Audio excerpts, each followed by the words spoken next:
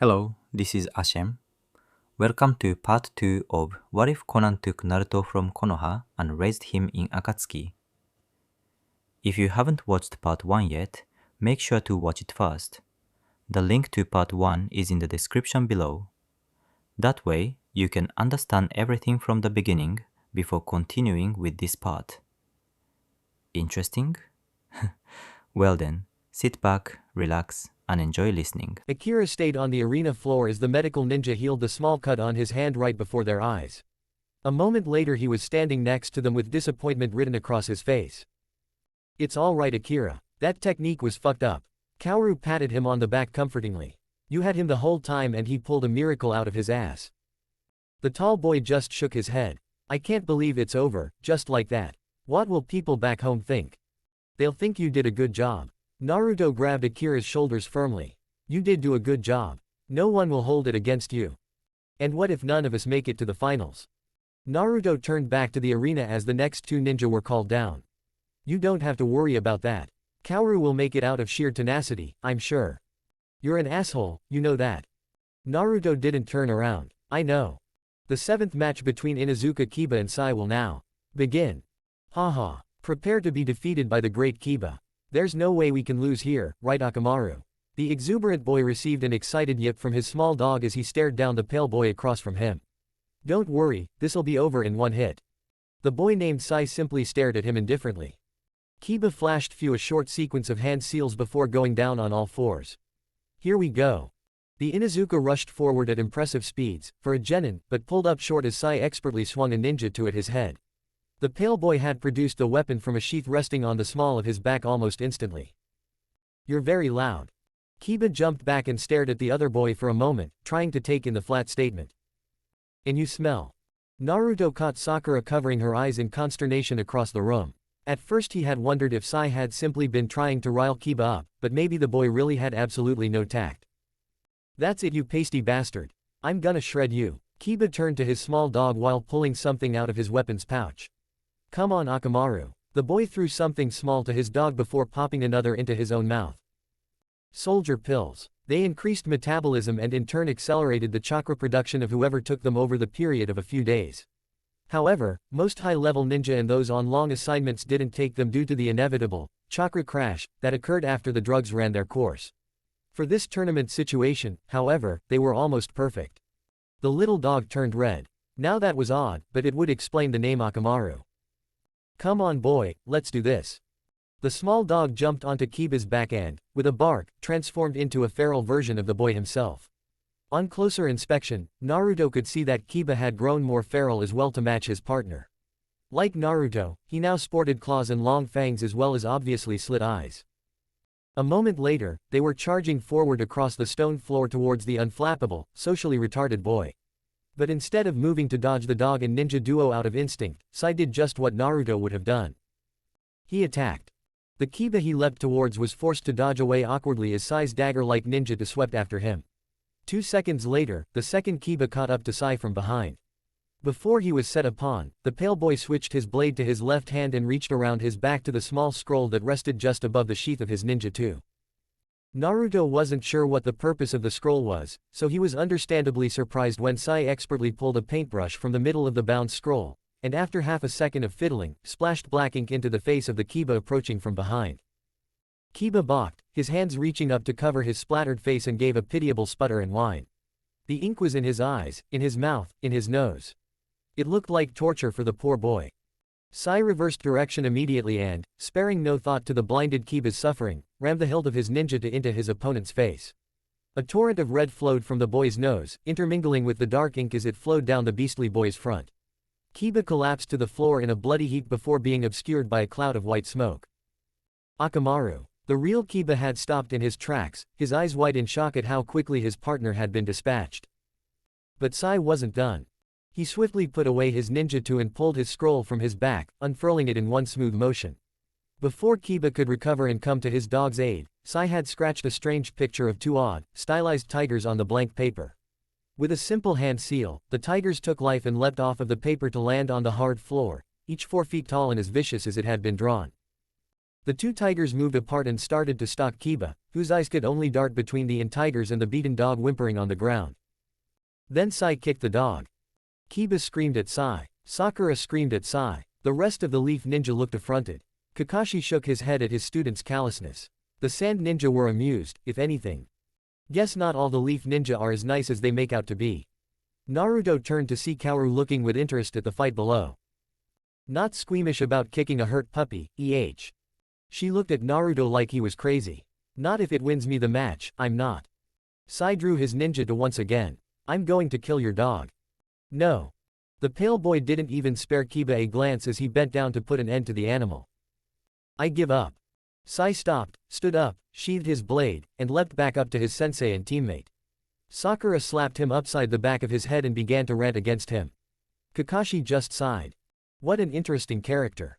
Kiba hovered over Akamaru as the medics took the small dog away.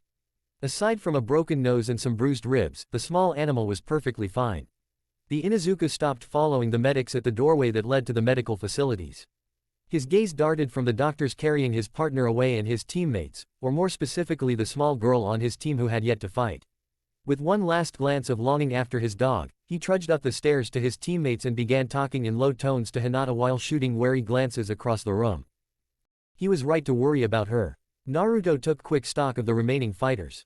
Two Hyuga, members of an infamous clan possessing one of the world's most powerful bloodline limits, one spandex-wearing taijutsu dynamo who had yet to take off whatever weights he tromped around in day and night, who also apparently knew an advanced performance enhancement technique, and an up-and-coming bitch with a chip on her shoulder and something to prove to her pompous uncle.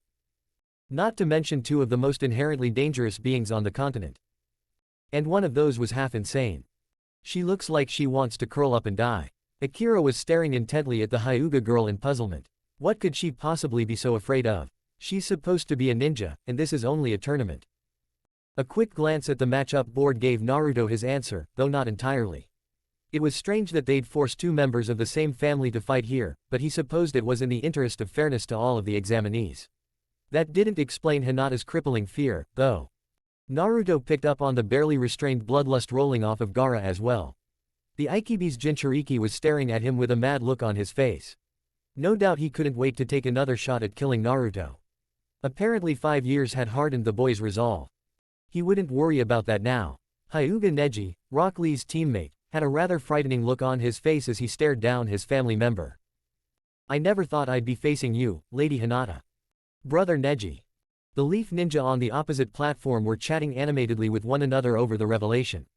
There was obviously a story here that most spectators weren't privy to.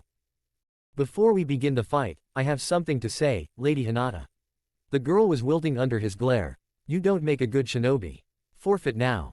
Naruto let out a long-suffering sigh. This was going to be boring. A monologue no doubt filled with the bitter angst he had been free of for most of his life. He'd gotten over his own self-pity a long time ago. He decided right then and there that he didn't like this Hyuga Neji. You are too kind. You wish for harmony and avoid conflict. You agree with others, never resisting. Hinata wouldn't meet his eyes. The match seemed to be won before it was even begun. And you have no confidence in yourself. I always feel your sense of inferiority. That's why I thought it would be best for you to remain a genin. The boy's eyes narrowed dangerously. But the Chunin exam can only be taken as a team of 3. You couldn't turn down your teammates' requests, and unwillingly entered. This is reality. The poor girl was shaking nearly as badly as she had been in the forest in the face of Gaara's bloody workmanship. Am I wrong? The words cut her.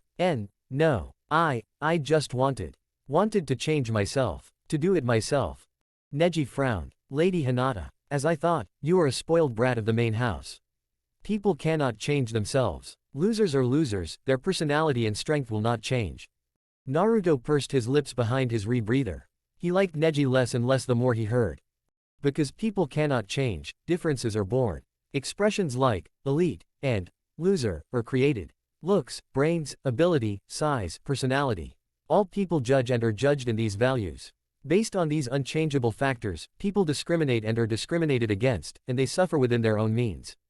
Just like the fact that I am from the branch house and you are from the main house cannot be changed. Bingo. Naruto mumbled quietly under his breath so that only his fellow AIM ninja could hear. If he's from the branch house then he's enslaved through a paingiver seal or a. And what's the purpose of that? Naruto turned to see his two teammates watching him closely. Well, the line that particular clan toes is that the seal prevents their enemies from plundering the secrets of their bloodline limit when a clan member dies. However, they use a paingiver seal that can be activated remotely by anyone keyed into the seal, which just so happen to be the members of main branch of the family. Furthermore, the main branch doesn't get a seal, so their bloodline limit is free for pillaging. The blonde turned back to the arena below. As you can tell, it's not an entirely honest or judicious practice. How do you know all of this? Naruto found Kaoru giving him an odd look when he turned once again to face her. The one who taught me about the Hyuga was a vindictive bastard who found the whole thing terribly amusing. Kaoru nodded slowly, obviously intrigued by Naruto's obscure knowledge. Down below, Neji was still going on. I have seen through many things with this Byakugan, so I know. You are just acting strong. Deep inside you just want to run away from here. Hinata struggled to reply convincingly. No, I really. The veins around Neji's eyes bulged as his bloodline activated. You can't fool my eyes. Where before the girl had been shaking a bit, now she was literally cringing in the face of her cousin's words. He went on and on, analyzing each movement as he continued to tear her down. Akira spoke quietly. This is pathetic. The girl may as well surrender at this point, she's in no condition to fight. So basically, in reality, haven't you already realized? You're right, I think I've heard enough of this crap. Naruto was far removed from the verbal abuse he'd been subjected to as a young child, but the fact that she just stood there without uttering a word in her defense was sickening. That you cannot change yourself. Naruto spoke up then, his voice carrying across the nearly silent room. My, what a terrifying technique. No wonder the Hyuga clan is so widely feared throughout the ninja world. I almost wanted to kill myself there just to end that tedious rambling. Neji turned to face Naruto, his eyes narrowing further. Are you a ninja or were you planning on talking her into submission? Naruto kept his tone light. Actually, that was a bit obvious, wasn't it? I don't think you'll be getting promoted through your fantastic oratory skills though, so why don't you get this over with so we can get out of here, Neji's voice was even as he replied. I was doing her a kindness. You weren't. Naruto's playful tone was gone. Belittling her in front of all these people. It's times like these I'm glad I don't have a family. Naruto turned and gave a pointed look over to the Sabaku siblings, earning a scowl from Temari and a confused expression from Kankuro. Gaara just gave him the same mad look that he had been sporting over the last 10 minutes, his tongue running back and forth over his teeth in anticipation. Naruto leveled his stare on Neji once again. Now get on with it. The two Hyugas turned to look at one another again, one trembling and the other seething. You can do it, Hinata. Kiba was jumping up and down next to his perpetually composed teammate, who seemed a bit annoyed at the dog trainer's exuberance. Despite that, Shino offered a strong nod in the small girl's direction, which coming from him was probably the equivalent of a standing ovation. Hinata let a small smile grace her face and straightened up, taking the unique taijutsu stance of the Hyuga clan. Neji followed, and a moment later the match was underway. Finally. Brother Neji, we fight. Fine. Naruto watched the two Hyuga dance gracefully around one another, their bloodline limits guiding them to the perfect targets within the other's body.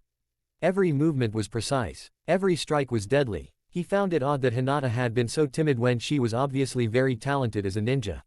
If he had to make a guess, Naruto would say that she was stronger than most of the examinees in the room. But that didn't change the fact that she was losing here. Badly. Naruto was no expert in the Hyuga Juyuken style, but even he could see that the two fighters were at different levels of ability. While Hinata attacked with the flat palm strikes characteristic of the style, Neji used a combination of open palms and fingertip jabs. The only reason he'd be attacking so precisely were if he were striking at his opponent's tenketsu points directly.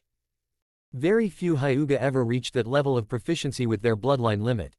Making out the individual tenketsu points was rare. While Hinata appeared to be controlling the match, Naruto could see that Neji was surreptitiously landing precise strikes up and down her arms. No wonder she didn't know anything was wrong. He hadn't actually attacked her inner coils yet, instead only shutting down the chakra flow in her extremities. Her strikes were becoming less and less effective, and she didn't even know it. Then Neji struck her in the heart. The girl doubled over, coughing up blood onto her cousin's sleeve and the floor. Naruto looked around the room to find most of the spectators stunned, including some of the Junin. Even old Sarutobi looked impressed as Neji pushed up the sleeve of Hinata's jacket and revealed the chakra burns over her now closed tenketsu. Neji knocked her to the ground, through with the facade that the fight up until that point had been. Lady Hinata, this is the difference in talent that can never change, the difference that separates an elite from a loser. This is the reality that cannot be changed. At the point you said that you didn't want to run, you were setting yourself up for regret. You should be overcome with desperation by now. Forfeit. Hinata got up, however, to the shock of those watching. Naruto wanted to shake his head at the cheers of both Kiba and Nao Lee, as the girl was clearly beyond her limits. She had no chance of winning now. At this rate, she was on track to be seriously injured. Moments later, the girl was on the floor again coughing up blood. You don't understand anything. From the beginning your attacks have done nothing. Hinata didn't stay down, barely regaining her feet as blood dribbled down her front. It's not over. Acting tough is useless. I can see that you can barely stand. From the time of your birth the responsibilities of the Hyuga main house have been forced upon you. You have always hated yourself for your own weakness. But people cannot change. That is destiny. Neji's eyes hardened. There is no need to suffer anymore. Let it go. That's not true, brother Neji. Because I can see it. It's not me at all. The person lost and suffering within the destiny of the main and branch houses, is you. Neji had a mad look in his blank eyes, making him seem even more strange and fearsome than before. Without regard to the others in the room, he charged at the crippled girl with murder on his mind. The Junin didn't let him get far. As brilliant or powerful as Hyuga Neji purported to be, he was still a genin. It showed in the face of the four adults who stopped him in his tracks. More special treatment for a member of the main family. Naruto snorted. The fool just wouldn't let it go.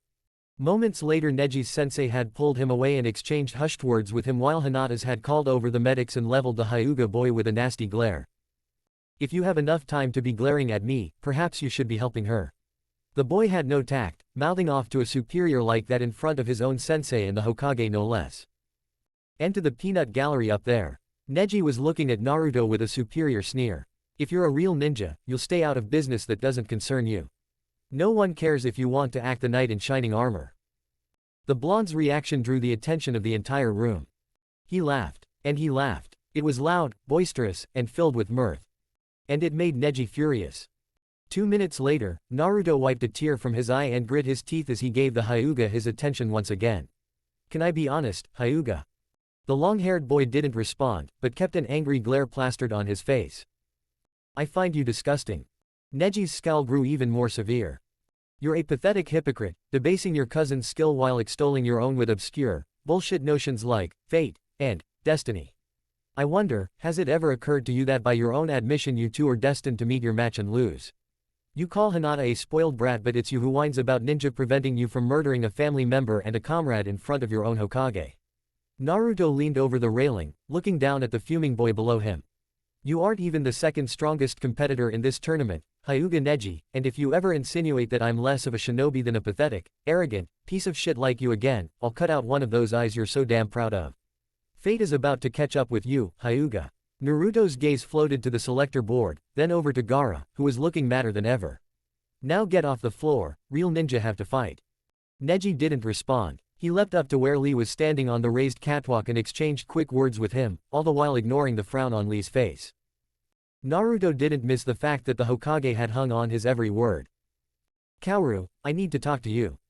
The girl looked at Naruto and quirked an eyebrow. Don't you have more important things to be worrying about? He put a hand on the girl's shoulder, which she looked at curiously before meeting his eyes. No, I don't. Naruto let his eyes slide over her shoulder to the sand delegation, where Gaara was staring at them hungrily. Then again, I suppose it can wait until after this match. The floor was clear and Gekko Hayate had retaken the center of the arena.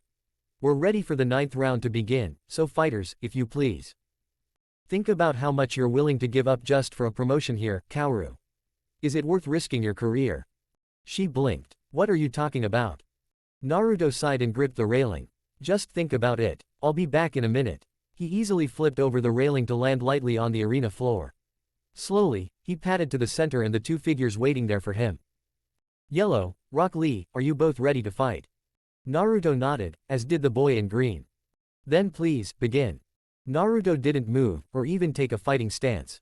Instead he cocked his head to observe his opponent, who stood straight with one arm forward, palm facing skyward, and the other tucked behind him. I know you don't like long-winded speeches, but I'd like to apologize for my teammate's words. Sometimes he's a bit more callous than he intends. Naruto gave a nod. He should be ashamed for what he said, but I wouldn't say I'm against talking. In fact, I've been hoping to fight you since before the first exam. You were watching me fight Uchiha Sasuke, weren't you? Well, I can only hope we have a good fight ahead of us. Lee bent his knees in preparation of lunging forward until he saw Naruto's raised hand. Are you sure you want to fight me as you are? I take this seriously, after all. Lee frowned for a moment before nodding. Then I'll be giving this my all as well. With that he leapt forward. Naruto watched the boy rush towards him at speeds that exceeded what most of the other genin could manage. 8 feet from where Naruto stood, Lee leapt off the ground and began a powerful roundhouse kick.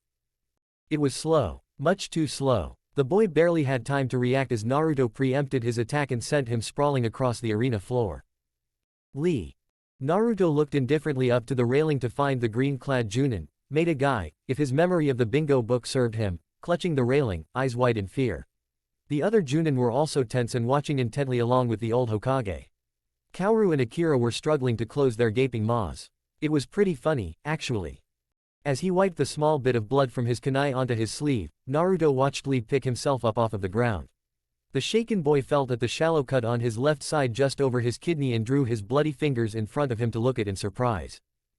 You're lucky this is just an examination. Out in the field you'd be bleeding to death right now. Naruto slipped the kunai back into his weapons pouch and frowned at the recovering boy. I told you I was going to take this seriously, so I'd appreciate it if you gave me the same courtesy. Lee looked confused for a moment before looking down at his feet. Then he looked up to Guy for guidance.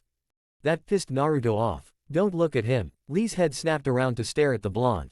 You've been wearing those ever since this exam started, even in the forest of death where killing was allowed. His cerulean, beast-like eyes narrowed in intensity. Do you even understand that those sound ninja were planning to kill you? To kill your comrades. I wonder. Just when is fighting at your full strength necessary, Rock Lee? Lee was at a loss for words. All he could do was look up at his sensei again, but the man was watching Naruto and made no motion. I'll make this very easy on you, Lee. Take off your weights and give me a proper fight, or I'll kill you. It's as simple as that. The black-haired boy stood still and contemplated Naruto's words before reaching down and sliding off his orange leg warmers, revealing weights with guts stenciled down the sides. Naruto's eyes widened slightly as Lee let the weights drop to the floor from knee height. Despite such a short fall, they still cracked the stone slab in a spiderweb of fractures. Happy. Naruto's rebreather hid his smile. Excited, actually. Well, maybe happy too. A little. Lee gave his own small grin. In that case, here I come. With that he was off. Naruto was legitimately impressed. The boy was easily as fast as some of the Junin he'd fought over the years. Clearly he hadn't been neglecting his physical conditioning, even if he had fallen victim to the pitfalls of weight training that Pain had warned him of all those years ago. His attacks were woefully predictable. Naruto stayed low to the ground as he dodged and danced around Lee's powerful kicks and punches. He didn't have time to spare taking in the reactions of the crowd, though he could guess that he and Lee were drawing surprised looks. Lee was a taijutsu prodigy on the same level as Hyuga Neji himself. Perhaps his teammate was the one he had been hiding his true skills from. Lee chased Naruto around the room for nearly 2 minutes, landing only light or glancing blows that were easily deflected and shrugged off by the blonde ninja. Naruto was loving the experience. For once he wasn't fighting with his life on the line, and though Lee had a longer reach than he did, the difference wasn't nearly as great as Naruto was used to. Here he could get in close and experiment against the boy's attacks, dodging, twisting, and grappling to his heart's delight. He could tell that Lee was enjoying himself as well, though as time wore on the taller boy was slowly becoming more and more frustrated. Finally, Lee jumped back and breathed deeply. Naruto straightened and cocked his head to the side in question. Why don't you fight back? The blonde shrugged. I was having a good time. Honestly, I want to see what else you can do. I did see you fight in the forest, after all. Lee nodded slowly. That technique is very dangerous. I'm well aware of how dangerous a ninja battle can be, but you won't win by dancing around me, fast as you are. Alright, Yellow. You've already shown me that you're a worthy opponent. It would be rude of me to hold back against you now. I don't take offense, since as you say, your techniques are rather risky. Lee's eyes widened a bit and Guy straightened on his perch above. They're the real reason I wanted to fight you, after all. You can open some of the celestial gates, correct? A murmur rose up from the spectators at that pronouncement. Naruto noticed Kakashi giving Guy an angry glare before they broke into heated conversation. How do you know about that? Well, the first hint was your sensei. He's notable for being able to use them in combat on top of being one of the world's foremost masters of taijutsu. The chatter had died down, and all eyes were on the heavily clad AIM ninja. Then there's the fact that this is the third time I've seen you fight, and never once have you used even a simple ninjutsu. It makes me wonder if you don't have the chakra to throw around those sorts of techniques. Another voice bit into the conversation. And what does that have to do with anything? Naruto looked up to Sakura looking down at him from in front of Kakashi and Guy. Well, as your sensei can probably tell you, the celestial gates normally regulate the amount of chakra a person can flow through his major pathways. By forcefully opening the pathways, a person can channel more chakra than normal and surpass the body's physical self-limitations. Obviously, the gates are there for a reason, so forcing extra chakra through them is both difficult and dangerous. Furthermore, the more chakra a person has in his inner coil system, the more dangerous forcing it through the gates becomes. For a Junin with even average chakra reserves, opening more than 3 gates makes his chakra incredibly unstable and risks untimely death from being ripped apart by his own power. That's why the gate manipulation techniques are more suited to those ninja who have small chakra reserves, who are, consequently, the same type of ninja that are likely to specialize in taijutsu. Lee was nodding slowly, as was Guy from the walkway. So, how many gates can you open? The green-clad boy grinned wide. No more than I need to. He dashed forward with blinding speed and planted his left hand and knee into the floor, before thrusting his right foot high into the air.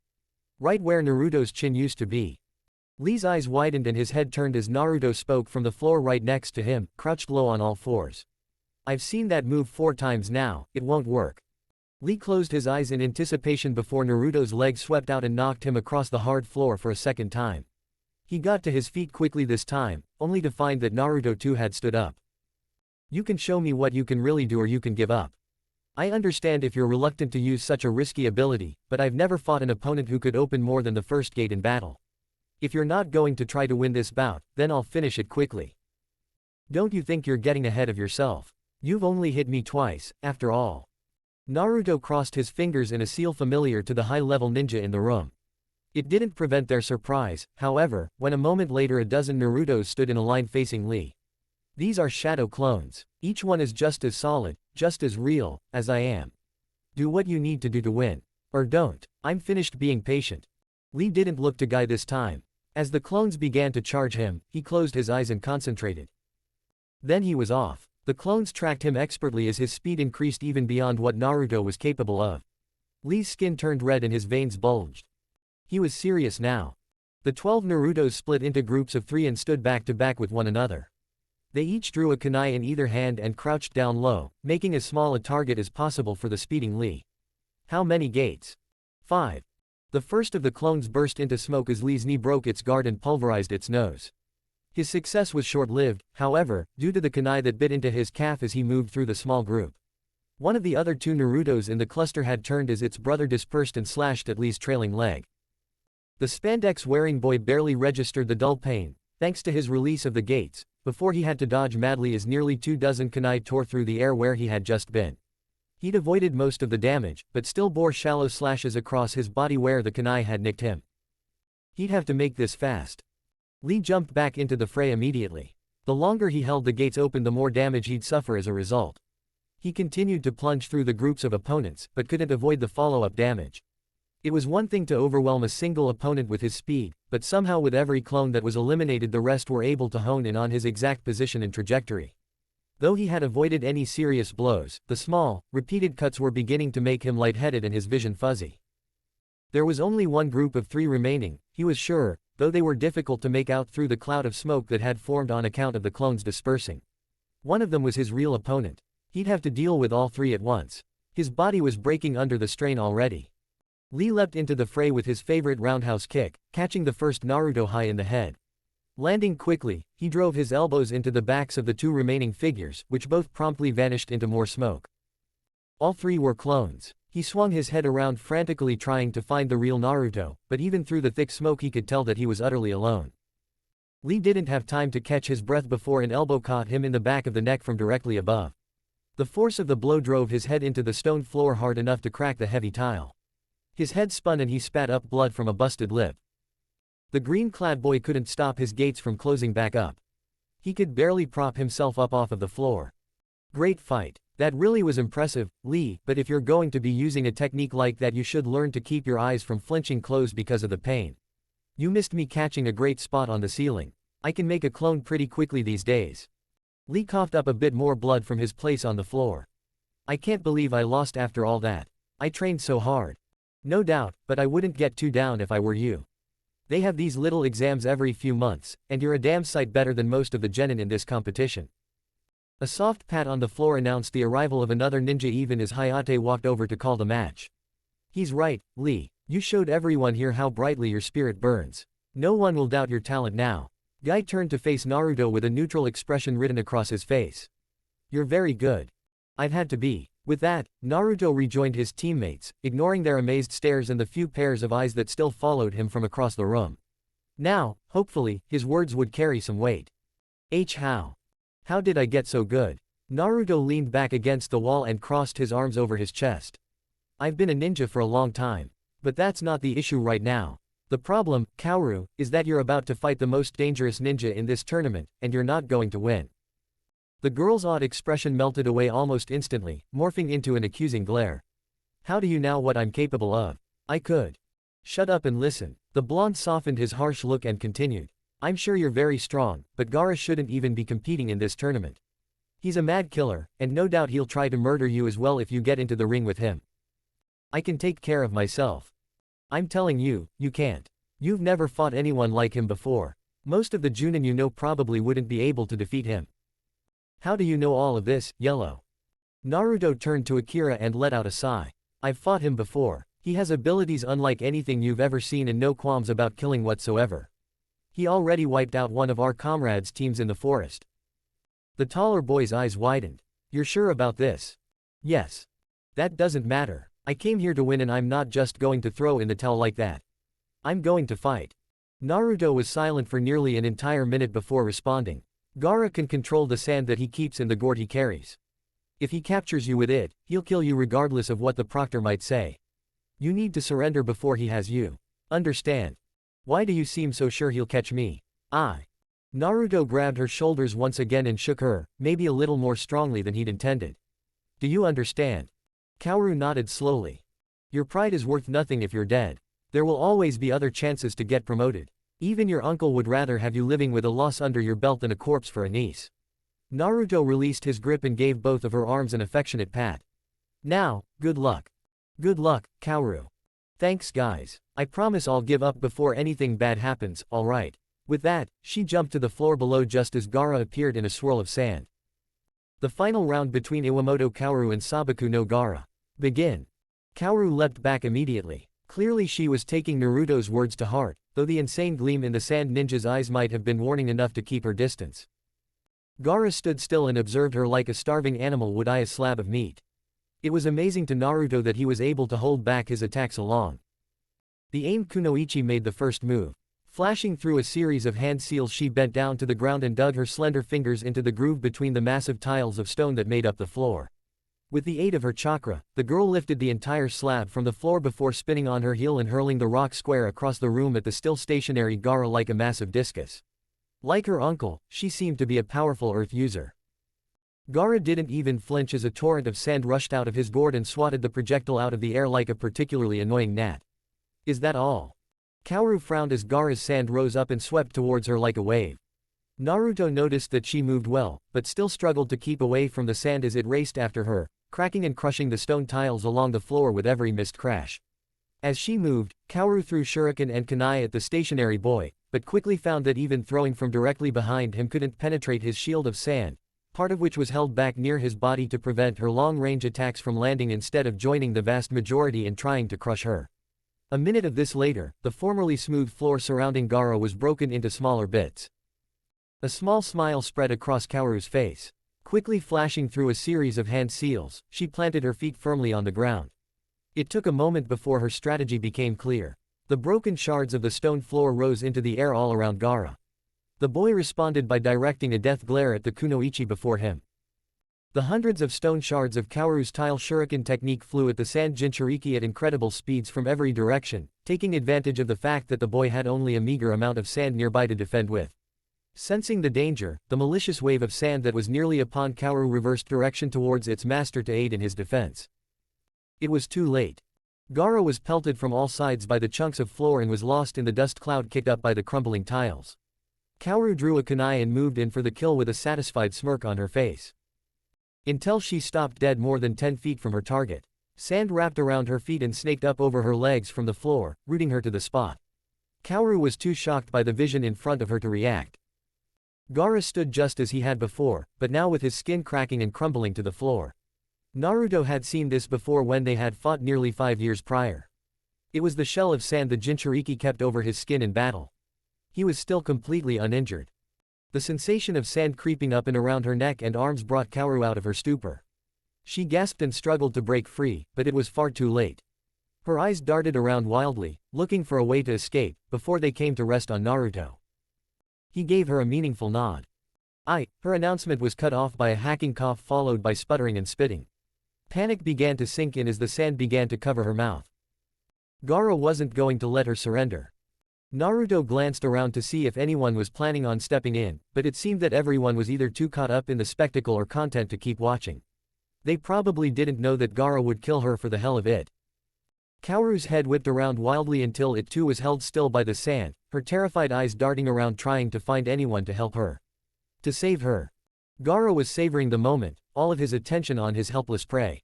The sand team knew to look away, only the Junin was still watching with uncertainty.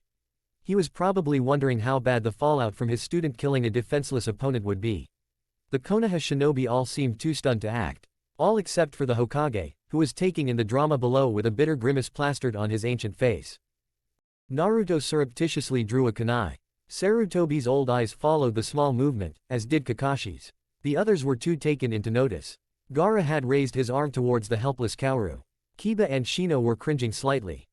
As he brought the kunai up to chest level, Naruto saw Kakashi tense, ready to spring into action. What he thought Naruto was planning to do, the boy couldn't be sure. The Hokage met Naruto's eyes but made no move to interfere. Gaara grinned widely, oblivious to the drool leaking out of the corner of his mouth. His fingers twitched in anticipation. Kaoru's eyes were pleading. At this rate, the poor girl was going to die. Naruto flipped the kunai in his hand, gripping the blade tightly, and slammed the ring on the butt of the weapon into the metal handrail as hard as he could. Gaara jumped nearly a foot before looking around frantically for the source of the ringing sound. So did everyone else. Naruto slid the kunai back into his weapon's pouch with 24 pairs of eyes on him. I think we're done here. His words knocked the spectators out of their stupor. The old Hokage caught his eye and gave a barely perceptible nod before pulling his red hat low over his eyes. Proctor. The match. Hayate stared up at Team 13's sensei before blinking and turning back to the entombed Kaoru and the bewildered Gaara. The winner is Gaara. You will release your opponent, now. The Suna ninja stared at the barely conscious girl in front of him before reluctantly recalling his sand.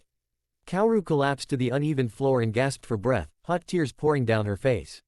Akira and her sensei were beside her in an instant, offering comforting words to their distraught comrade. Kaoru looked up at Naruto through her tears. She would be all right. Kakashi, Asuma, Kurenai, Guy. I'd like a word with your students before you retire for the day. Is that necessary, Lord Hokage? It will only take a few minutes of your time, Kakashi. What is this about? I need to know what interaction, if any, your students had with the AIM ninja known as Yellow. Clearly he's not a genin. You mean he isn't genin level, Kurenai? Neither are the Suna ninja, however, nor are some of the students of the Junin here. Unfortunately, I have no say in whom our allies enter into these exams. It seems as though Hanzo has sent this boy here to make a statement. I worry about Neji, Lord Hokage. Yellow doesn't seem to have any qualms about injuring him severely, and I don't believe that the boy will find his humility before he goes up against him in the finals. Before today, I would never have believed that someone in this exam could defeat Lee at full strength. Which is precisely why we need to gather as much information on this boy as possible, Guy. I'm afraid we only saw a glimpse of what Yellow is capable of. Chapter 11, Who are you? The Hokage must believe that you are Hanzo's apprentice. Draw Sarutobi's scrutiny, but not his ire. The more you distance yourself from Orochimaru and his schemes, the more successful you will be. I trust you to handle this task delicately. The sun had just retreated below the horizon in the village hidden in the leaves, yet the sky was still alight with the brilliant pastel pinks and oranges left behind from the star's passage.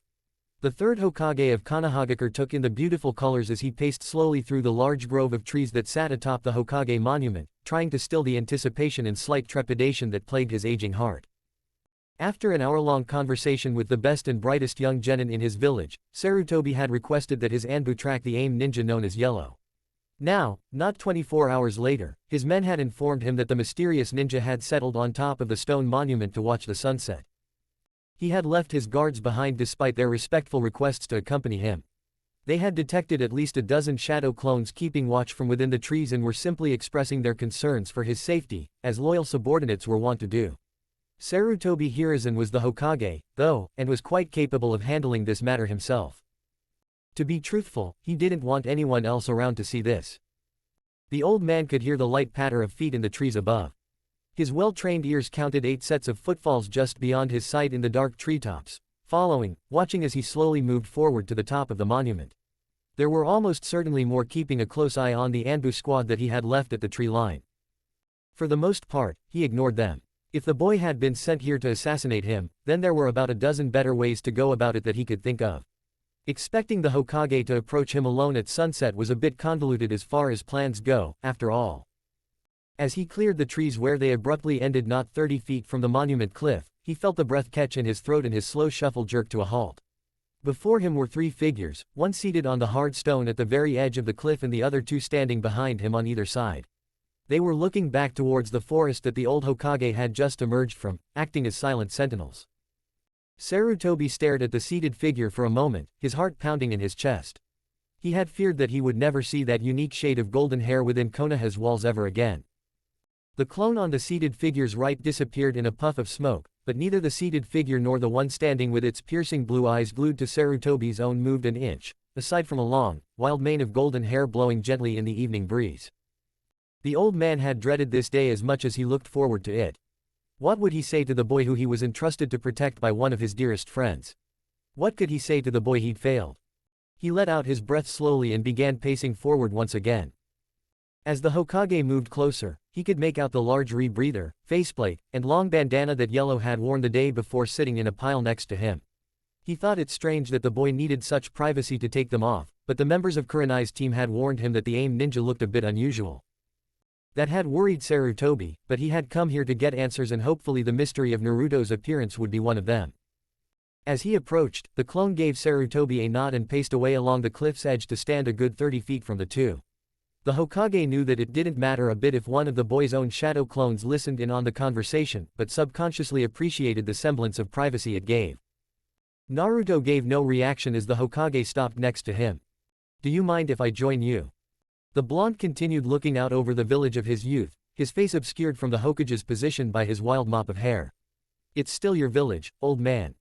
Sarutobi let a small smile stretch across his weathered face as he carefully sat on the cool stone next to the boy. He followed Naruto's lead and looked out over the village that had been his home for nearly 70 years. The Hokage rarely found time to come up to the monument any longer. Like so many others, it had become so commonplace a sight that it rarely crossed his mind any longer. Only rarely did the nostalgia of his comrades' faces overcome him and inspire him to take in the monolithic visages from the roof of the Hokage Tower. He liked this. They sat there silently for minutes that stretched on and on. It wasn't until the bright colors of the sunset had nearly bled away completely that the old man broke the silence. "When I was very young, my master, Senju Hashirama, used his bloodline limit to subdue and capture most of the tailed beasts. Even then, at the very birth of the modern shinobi world, he knew that the power that the Biju possessed would be fought over for generations. All of the villages were young then, and instability and war were constant facts of life. Konoha was the largest and strongest of the new villages by a wide margin and was led by the strongest member of the strongest clan in the world. The first Hokage's bloodline limit and collection of the Biju only further elevated his status in the villages as a whole. He feared that the other villages would band together to strike at Konoha if the village's power continued to grow, so he made a decision that I believe he came to view as the greatest mistake of his life. He gave the Biju he'd captured to the other nations in an effort to ease their fears that Konoha was hoarding the demons, power to use in the wars." Sarutobi turned to look at Naruto, but the boy was still staring towards the last vestiges of sunlight in the west. The old Hokage had never known Naruto to be capable of such stillness as a child, but he supposed that he really didn't know the boy at all any longer. "I'd never seen Master as furious as he was when he learned that Suna had sealed the Ikibi into a child. Not even Uchiha Madara's betrayal caused him as much grief as that news did." Sarutobi thought he'd seen the boy tense slightly at the mention of the Uchiha, but shrugged it off. Perhaps Hanzo had told the boy of the infamous villain. It wasn't the first Jinchūriki of course, but it shook him nonetheless. I honestly don't believe he'd even entertained the notion of using the tailed beasts in such a disgusting way, but sooner or later nearly all of the demons were trapped within human hosts. It was his greatest failing as a leader, and as a man. He could never condone such a fate for an innocent child, and until he died it ate him up inside. No Hokage has ever wanted that fate for one of his own. Naruto shifted a bit at that. I don't blame the fourth for what he did. I'm proud of him, actually. I'm proud to have helped save this place, even if most of the people here didn't respect that. The Hokage nodded slowly, pleased at the response. And I'm proud that you feel that way, Naruto. He would have been proud of you too. The old man paused for a moment, drawing up the fortitude needed to say what needed to be said.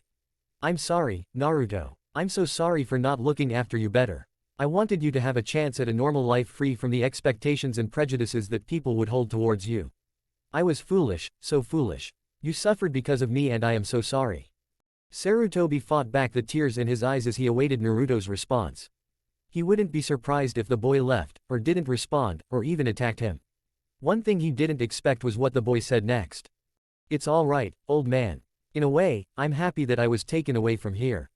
Now I'm strong. I learned a lot. I didn't have to deal with the prejudices of these villagers. My life hasn't been easy, but I think I've become better for everything I've been through. If I'd stayed here I don't know what would have happened to me, but I can bet I wouldn't be half the ninja I am now, for better or for worse. The Hokage was relieved that Naruto had forgiven him, but his words had brought the real issue they faced to the forefront. How strong are you now, Naruto? The boy chuckled a bit, but still didn't face him. There are a couple of ninja in this village that I couldn't beat. Probably. But I can make so many clones that it'd be almost impossible to defeat me unless you caught a lucky break, even for a legendary ninja like you, old man. How many? A few thousand. They're pretty useless for fighting at that point, but they're great distractions. The Hokage's eyebrows rose spectacularly at that. The boy was practically an army in and of himself. That could be a serious problem, depending on the boy's intentions. Naruto, why are you and your team here? Why is AIM participating in the Chunin exams again, and why now? Why do you wear Hanzo's uniform, the one only his personal guard wears? Naruto nodded at the questions. I sent my team back to AIM. I don't need them around here any longer. You're staying by yourself. The boy nodded. My master thought that AIM needed to be seen again after so long. The other nations tend to forget that Rain is a legitimate force to be reckoned with, and in his mind that just won't do. It's the reason why I was sent to participate in this Chunin exam, when I really should be a Junin by now. Your master. Do you need me to say it? It's the same man whose subordinate kidnapped me. Sarutobi sighed. You've been in AIM all this time. Aside from a few missions outside of the country, yes. The Hokage nodded in thought. I was under the impression that Hanzo had locked his borders for a reason. What of this supposed civil war? It's over, for the most part. Master is in complete control of the country with only a few clusters of rebel ninja remaining. He wants to keep the borders closed, though, so that they can't go for assistance from outside sources. Not now when he's so close to complete victory. Why are you here, specifically? To show off your power, or for a different reason? Naruto thought for a moment before answering. I know about Orochimaru's plans for the tournament, if that's what you're worried about. My master likes to keep close tabs on all of his former acquaintances.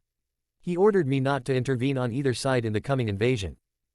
The Hokage nodded. That answer alleviated a number of his worries, assuming, how do I know you're being truthful?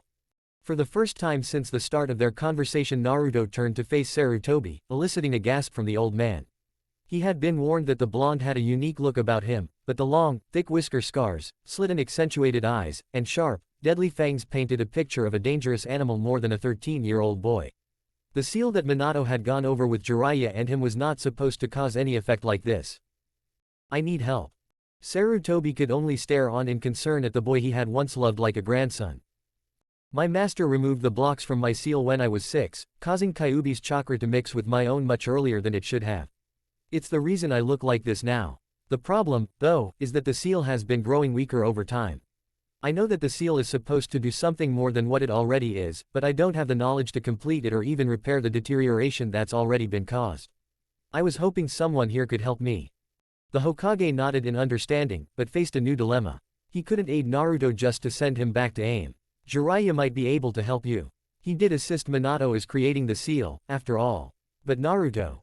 He was cut off by the boy's quiet interjection. I'll do anything you want, old man. I'm not going back there regardless. I don't think I could live like that any longer. Sarutobi frowned. What do you mean, Naruto? The blonde looked at him meaningfully. Lord Hanzo never really liked me. Never cared for me. To him, I was just an interesting specimen. These past few years have been running around killing people who oppose my master. I'm just a glorified assassin, a tool to his ambition. It's not the life I want. I'll do my duty here in the exam, but that's it. I won't be going back. Maybe he'll just let me go. He doesn't have much time to spare on me any longer, anyways. Maybe he won't care. What are you saying, Naruto? You want to become a Konoha ninja? The boy shook his head, causing his wild hair to sway back and forth behind him. I don't think there'd be a point in that. If they didn't hate me for the Kyuubi, they'd certainly hate me for being a former AIM ninja. Do you really think they'd ever trust me? I'd end up a genin with a squad of Anbu breathing down my neck for the rest of my life. But I heard that Jiraiya took apprentices, and maybe if not him, then someone else would take me on. I can help without being an official ninja here, can't I? Sarutobi sighed. This was good news, but would no doubt cause him a headache down the road. Naruto made good points concerning what he could expect if he joined the village. Most people looked down on defecting ninja, and adding that to the Kyuubi stigma the boy already carried would only further harm his standing in the village. He wanted to help Naruto, but really this was out of his hands. He'd need to convince Jiraiya himself. I can take care of Gaara for you, if you still don't trust me. The Hokage refocused on Naruto at that. In what way? Naruto looked back out over the village, now a sea of yellow lights below them. I've fought him before. When Orochimaru makes his move, I can neutralize him. Sarutobi quirked an eyebrow at that. When was this? I was only 8, but my master thought it might be worthwhile to make overtures with some of the other Jinchūriki my age. I made contact with Gaara in Suna and Niyugido in Kumo, but Killer Bee drove you off and Gaara wasn't particularly forthcoming. For the first time since arriving in Konoha, Naruto was taken by surprise. His face must have shown it too, because the old Hokage just smiled and continued on. Jiraiya's spy network is particularly good. We heard that a young man who gave his name as Naruto fought the Raikage's brother some years ago in Kumo. As far as Gaara is concerned, we have a number of reports that the boy is unstable and dangerous. It was a difficult decision to let him participate in these exams, especially knowing that Orochimaru was planning something. The old man's face tightened briefly. You believe that Gaara is aligned with Orochimaru? Naruto shook his head. I can't say anything definitively, but even without Orochimaru's meddling there's a fair chance that Gaara might unleash the Aikibi in the village. You are sure that you can deal with Gaara's full strength? The boy nodded. I do have a few tricks up my sleeves, after all. Sarutobi looked at Naruto thoughtfully, then nodded. Why does that not surprise me? His eyes looked over the blonde's form slowly, taking in every detail, before speaking again. Very well. You'll have to seek out Jiraiya on your own if you're to convince him to take you on. He's been tracking Orochimaru recently, so there's a distinct chance he'll be in town soon. I'd suggest looking for him at the hot springs. Naruto looked puzzled at that remark, but shrugged it off a moment later. He leaned back until he was laying on the hard rock before cocking his head and looking at Sarutobi. Now tell me about my father, old man. Naruto finished his exercise routine the next morning and began walking leisurely back through town towards the hot springs. He had originally thought that the old man's suggestion was a bit strange, but figured that it was the only kernel of information he had that could point him in the direction of the elusive Sannin. The only problem was that he couldn't very well go into the hot springs looking like he did without drawing a good deal of unwanted attention. At best he could poke his head in and look around a bit before moving on or staking out the place for the next month in the hopes of stumbling across the fabled toad sage. He was not looking forward to it at any rate. This is easy, sensei. What else do we have to work on? The familiar voice drew Naruto's attention to the small canal running alongside the street just outside of the springs where a pink-haired kunoichi stood atop the blistering water looking expectantly at an older Konoha ninja wearing dark sunglasses and a navy blue bandana that matched his shirt and pants. He stopped for a moment in mild interest as their training session went on. Apparently Sakura had been stuck with a tutor while Kakashi was off doing something or other with one or both of the two students who'd made it to the finals of the exam. The one-on-one training probably wasn't a bad deal for the girl. Your chakra control is high, but your stamina is pitifully weak. Therefore, you're going to be running up and down this canal until you've exhausted your stamina. Your chakra is like a muscle and must be trained as such, Sakura. This training is about endurance. She looked a bit put out at the man's assertion, but dutifully began jogging along the water's surface. Naruto shrugged and took off to run alongside her, staying on the concrete path that ran along the canal. Hey there, Sakura. The girl looked up, eyes widening slightly as she took in his covered face, before turning her attention back to the water in front of her. Hello, Yellow. Can I help you? Not so much, unless you've seen a large middle-aged gentleman with white hair lurking around here. Seeing her shake her head, he continued. So where's the rest of your team? I'm not sure where Sai is, but Sasuke is training with Kakashi-sensei. Starting, she pulled up short and covered her mouth with her hands, a look of horror in her eyes. Naruto waved her off. Relax, I wasn't going to spy on them or anything. Just curious as to what they might be learning. The girl narrowed her eyes suspiciously as she continued her jog, this time going back towards her instructor. That's exactly why I shouldn't have told you what I did. I'm not too worried about those two. I have to get through the Hyuga first. Sai has who, the puppeteer, right. And Sasuke gets Gaara. I think we all have other things on our minds for now. Sakura gave him an odd look out of the corner of her eye. You didn't seem too worried about Neji the other day, even after what he did to poor Hinata. I heard she's going to be in the hospital for the next 2 weeks. Naruto just waved her off. I'll manage. Excuse me. The blonde's attention was brought to the blue-clad man standing before them on a bridge overlooking the canal. Can I help you? The man frowned and looked down at Naruto with a superior expression.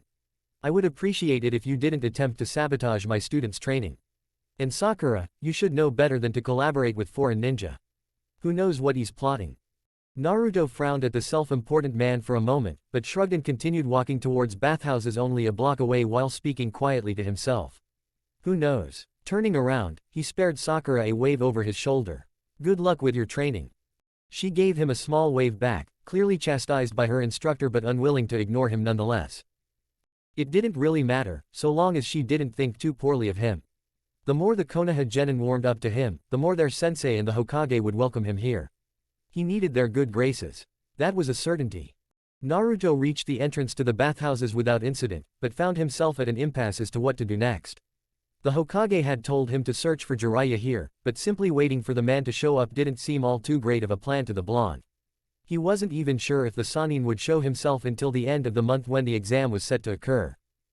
He was reluctant to use shadow clones to search, seeing as having so many copies of himself running around town could easily be seen as a security risk by the resident Anbu. He could create a small number of them and transform them to look like civilians, but if one of those was caught he could expect to have the whole city up in arms at the apparent infiltration attempt.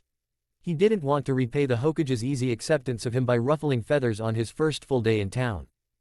Naruto decided to start with the obvious choice, go into the bathhouse himself and take a look around. 5 minutes later he emerged, sweating uncontrollably through his confining outfit and no small bit perturbed. There was a reason why most people took off their clothes when entering the springs. Even though he had only paced around the edge of the warm pool within, the hot fumes had done their damage. Now he needed to cool off. He started walking around the bathhouse to air out his uniform a bit, when not halfway around he stumbled upon the very man he was looking for. It was almost surreal. He could even see Sakura running up and down the canal from here. Had the man been there the whole time? Now he simply had to figure out the best way to approach the legendary ninja, who seemed to have his left eye pressed up against the wooden barrier that enclosed the hot springs. That was interesting. He approached the man cautiously, a bit confused as to what the renowned spymaster was up to. It wasn't until Naruto was 10 feet away that he realized the man was peering through a tiny knothole in the wooden partition. What was he looking at? Naruto carefully climbed the wall to peer over, curious as to what the man could be gleaning from his not-so-covert surveillance. The boy was still small enough not to upset the fairly flimsy wooden wall with his weight. A moment later, he found himself staring into the women's side of the bathhouse and ogling nearly a dozen naked females. It certainly wasn't what he had been expecting, and he was turning to tell the older man so when something stopped him. Or rather, he stopped himself. The view wasn't that bad from here, after all. Sure, he'd seen naked women in his time during his own surveillance and assassination missions, even killing one as she stepped out of the shower, but those were months or years ago.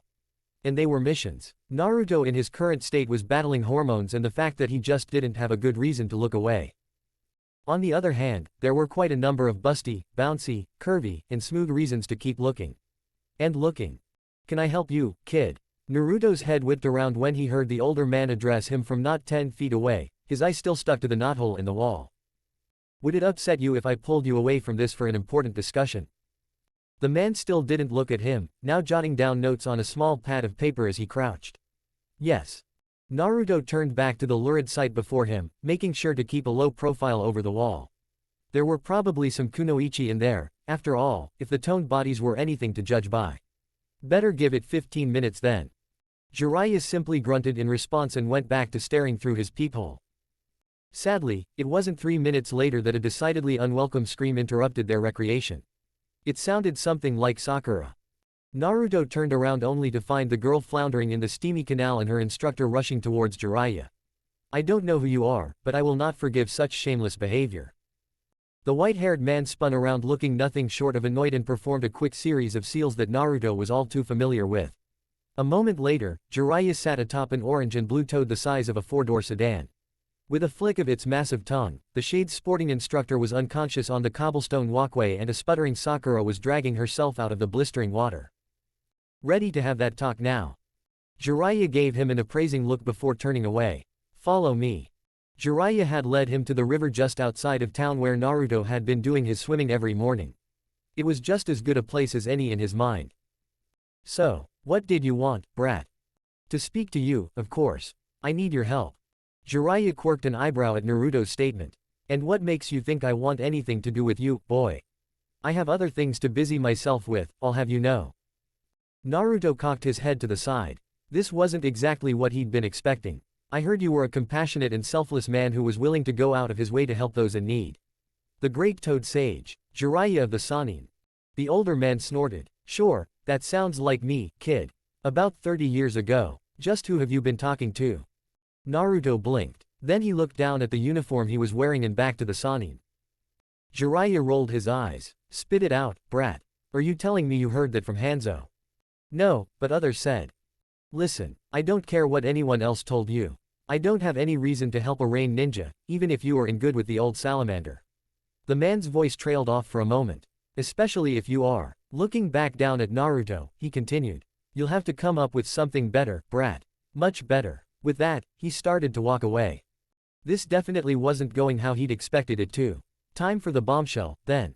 I thought you'd be a bit more enthusiastic, considering I have it on good authority that you've been asking around for me for the better part of a decade.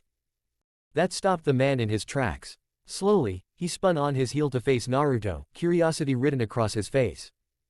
Naruto reached up and unhooked the rebreather from his mouth while at the same time pulling the faceplate and dark bandana off of his head. He unceremoniously dropped them to the gravelly riverbank and met the older man's startled gaze. Jiraiya closed his eyes for a good 10 seconds and let out a deep breath before gesturing him over. Naruto, let me take a look at you. The man took in his every feature as the wild blonde moved closer to him, his visage saddened at the sight of the boy. What did that bastard do? Naruto chuckled lightly. We got a bit impatient, I guess. At the man's gesture, Naruto undid the flak jacket he wore and peeled up the thin shirt underneath so that his stomach was visible. Without any prompting from Jiraiya, he pumped his chakra through the seal until it was easily distinguishable.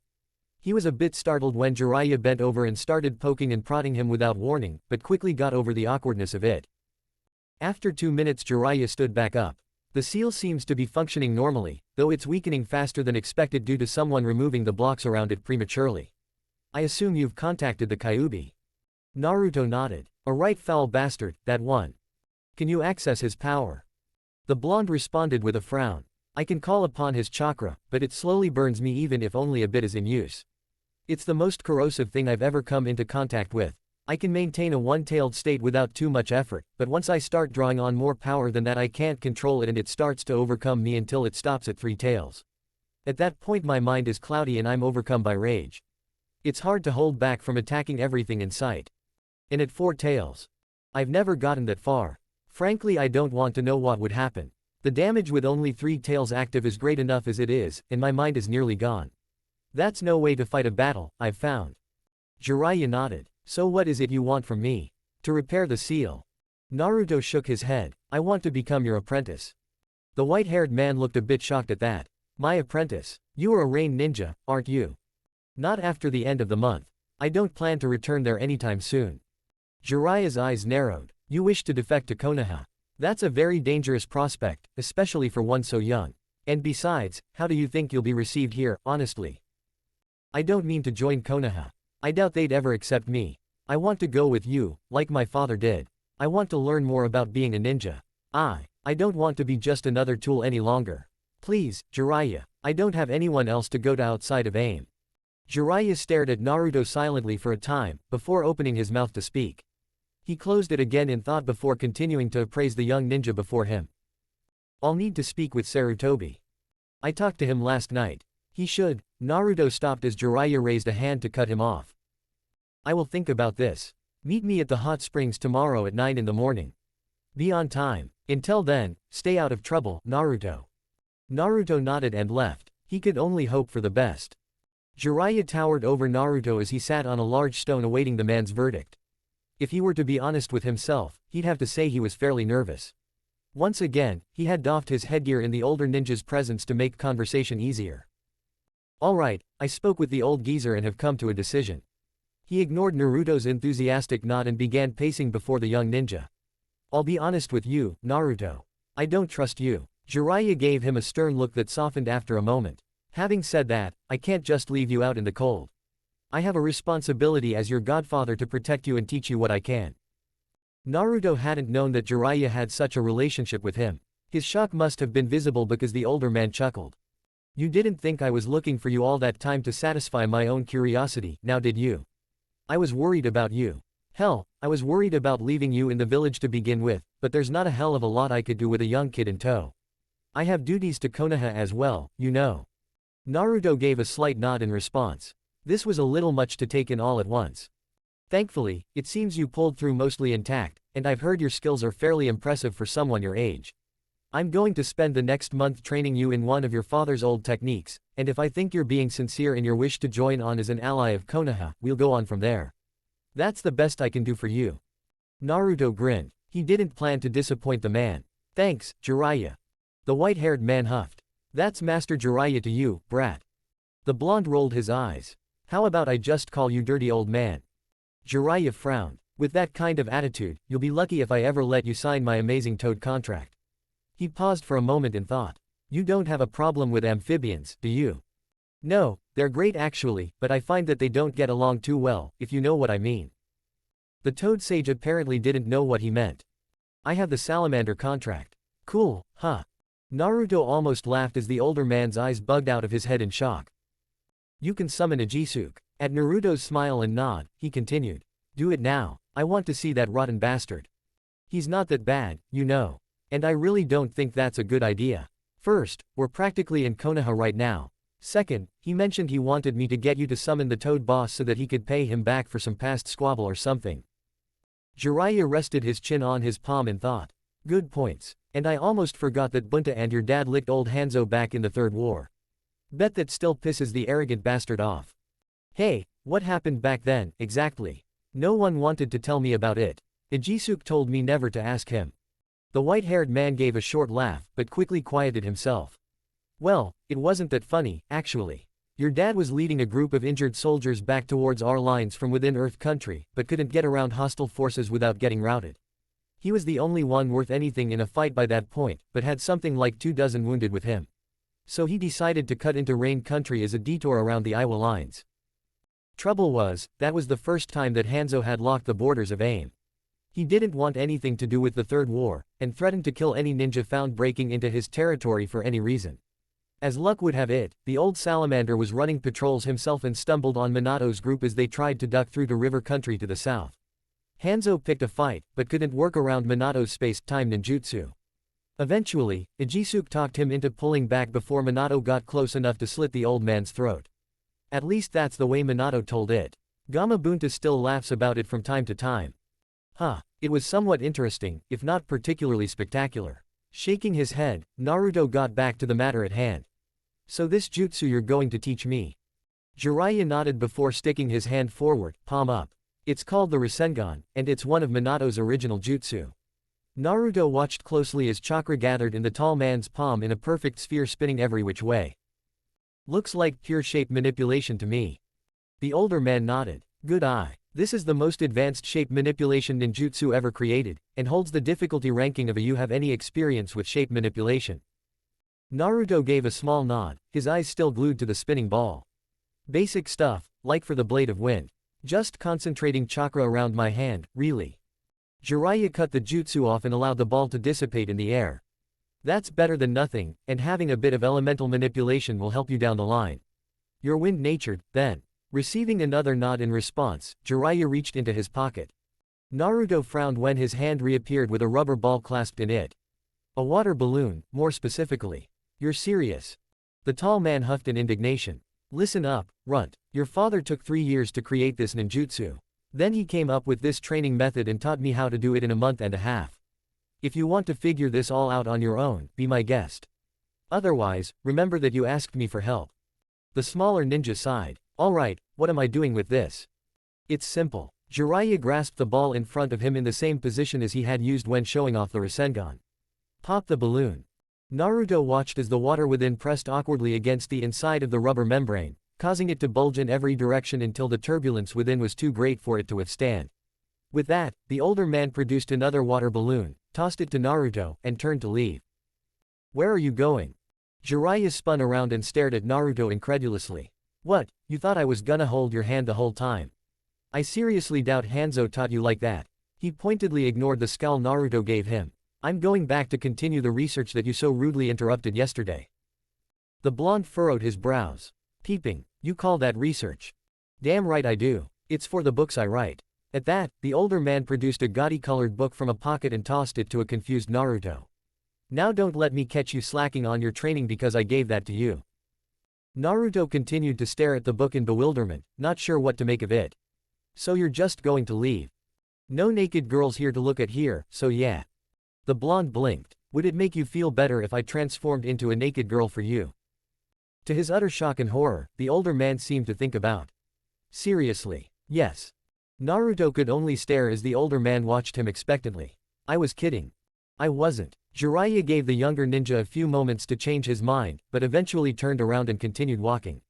Come find me when you manage to pop that balloon. With raw chakra only. No slicey, if you get what I mean. Naruto could only grumble to himself as the legendary sage left. Pain and Konan had said that Jiraiya was a good teacher, so what the hell was this? By the next day, Naruto had spun the water in the balloon in every conceivable direction to the point that it actually broke, which in some instances was damn hard.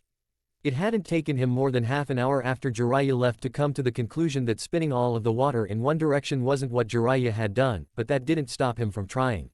He'd even picked up a few dozen more balloons at a nearby market and put a handful of shadow clones to work playing with the spin in different ways. He felt a bit silly for scoffing at the water balloon right away when it was, in fact, the greatest tool to measure the effect of shape manipulation that he'd ever seen or heard of. This was the perfect jutsu for Naruto. Though he knew a number of techniques that relied on seals to work, he loved the idea of learning such a powerful seal-less jutsu. He was always cognizant of others stealing his techniques, whether with a bloodline or without, and a jutsu like this that relied on the body's own chakra memory and manipulation ability seemed perfect. Then again, his father had probably been cognizant of the problem of others stealing his signature jutsu when he first created it, being that he lived in a village full of Uchiha. The day he'd spent playing with the water balloon had taught him a number of things. First, spinning in one direction at full power caused the balloon to flatten out and a wide disk of energy to form. It was something he'd keep in mind for later. Second, he learned that for whatever reason, he found it much easier to spin his chakra clockwise than he did counterclockwise. Finally, the easiest way to pop the balloon was to spin his chakra in as many ways as possible, which was the entire point of the exercise. When he finally turned up to show Jiraiya that he could pop the balloon with chakra alone a day later, the man simply handed him a thick rubber ball and told him to burst it. It was a bit infuriating, but he had already begun to see the method to the perverted sage's madness. Naruto's project for the next month became gaining proficiency with shape manipulation, and he took it seriously. When he wasn't reading Jiraiya's absurd book, of course. Maybe the man wasn't as useless as he'd first seemed after all. 2 weeks later, Naruto realized he had a serious problem. And the worst part was that it had nothing to do with being a ninja whatsoever. The awful truth was that Jiraiya had somehow corrupted his mind to such a degree that he could hardly think of a member of the fairer sex without mentally undressing her, at the very least. He had tried putting down the book that Jiraiya had given him, which was nothing other than well-written smut, only to find that the damage had been done. He was irrevocably tainted. So he went right back to reading the book. Eventually, the book turned into the books as soon as he told Jiraiya he'd finished reading the first, and that it had ruined him. Some mornings he'd wake up early and, after his exercise routine, would sneak down to the bathhouses and stare over the wooden partition right alongside his new master before leaving to begin his daily training in earnest. Naruto had even begun putting up a simple D-ranked Winjutsu that blurred his outline by creating a mirage effect around him in order to avoid detection. It had taken a few days of this before he'd gotten used to the perverted giggles Jiraiya gave off, but every once in a while he was sure the man let out a chuckle, and he wasn't sure it was directed at the girls. The man had told Naruto to thank him. It would have made the boy furious had it not been for the fact that he was legitimately enjoying himself and irrevocably addicted. That wasn't to say that Naruto wasn't without his shame. Unlike Jiraiya, he went out of his way not to get caught and constantly berated himself for becoming a slave to his hormones. No one had ever accused Namikaze Naruto, the demon assassin of aim and warden of the greatest of the infamous tailed beasts, of being a saint, but this was just ridiculous. Even for him. No one had ever warned him he'd need psychological conditioning to deal with something as absurd as this. He cursed pain. He cursed Konan. He cursed Jiraiya and his depraved books. He cursed himself and puberty. Looking at Jiraiya, though, made him think he might never grow out of this. That was worrisome. He'd even caught himself staring at Sakura as she continued her stamina training on the canal day after day. The girl was cute in her own way, even though she wasn't as developed as the other women his eyes latched onto. She was just so damn innocent, though. He felt like he was violating something pure every time he looked at her. But he did it anyway. The only remedy that he could find was in isolating himself at the river and working himself to exhaustion with his shape manipulation training. Sometimes he was distracted even there by the older civilian girls that came to swim in the pools along the river's bank. So he'd take an hour break and enjoy their company from the bushes. At this point, he could only hope to avoid becoming another Hatake Kakashi. He'd spotted the man reading Jiraiya's books in broad daylight a number of times. If it got that bad, he could always go ask Madara to kill him. God knows the man would do it with a smile on his face behind that shitty mask. Honestly, who wears orange? The month passed quickly, and between training and staring at the local female citizenry, Naruto decided that it had been fairly relaxing. Almost like a vacation. 3 days before the final round of battles, he found himself eating lunch at none other than the famous Ichiraku ramen stand. Not only did he love the fare and the company, but Ayame was the only woman under the age of 40 that Naruto could look at without some level of lust. Probably because she's the only female he could remember from his early childhood in the village. What'll it be, sir? Naruto didn't even glance at the menu as he ordered. 2 bowls of miso, thanks. The chef nodded and turned around to start on the order without another word. Naruto was still a foreign ninja and was therefore treated with a small amount of suspicion, despite the courtesy that the chef showed all of his customers.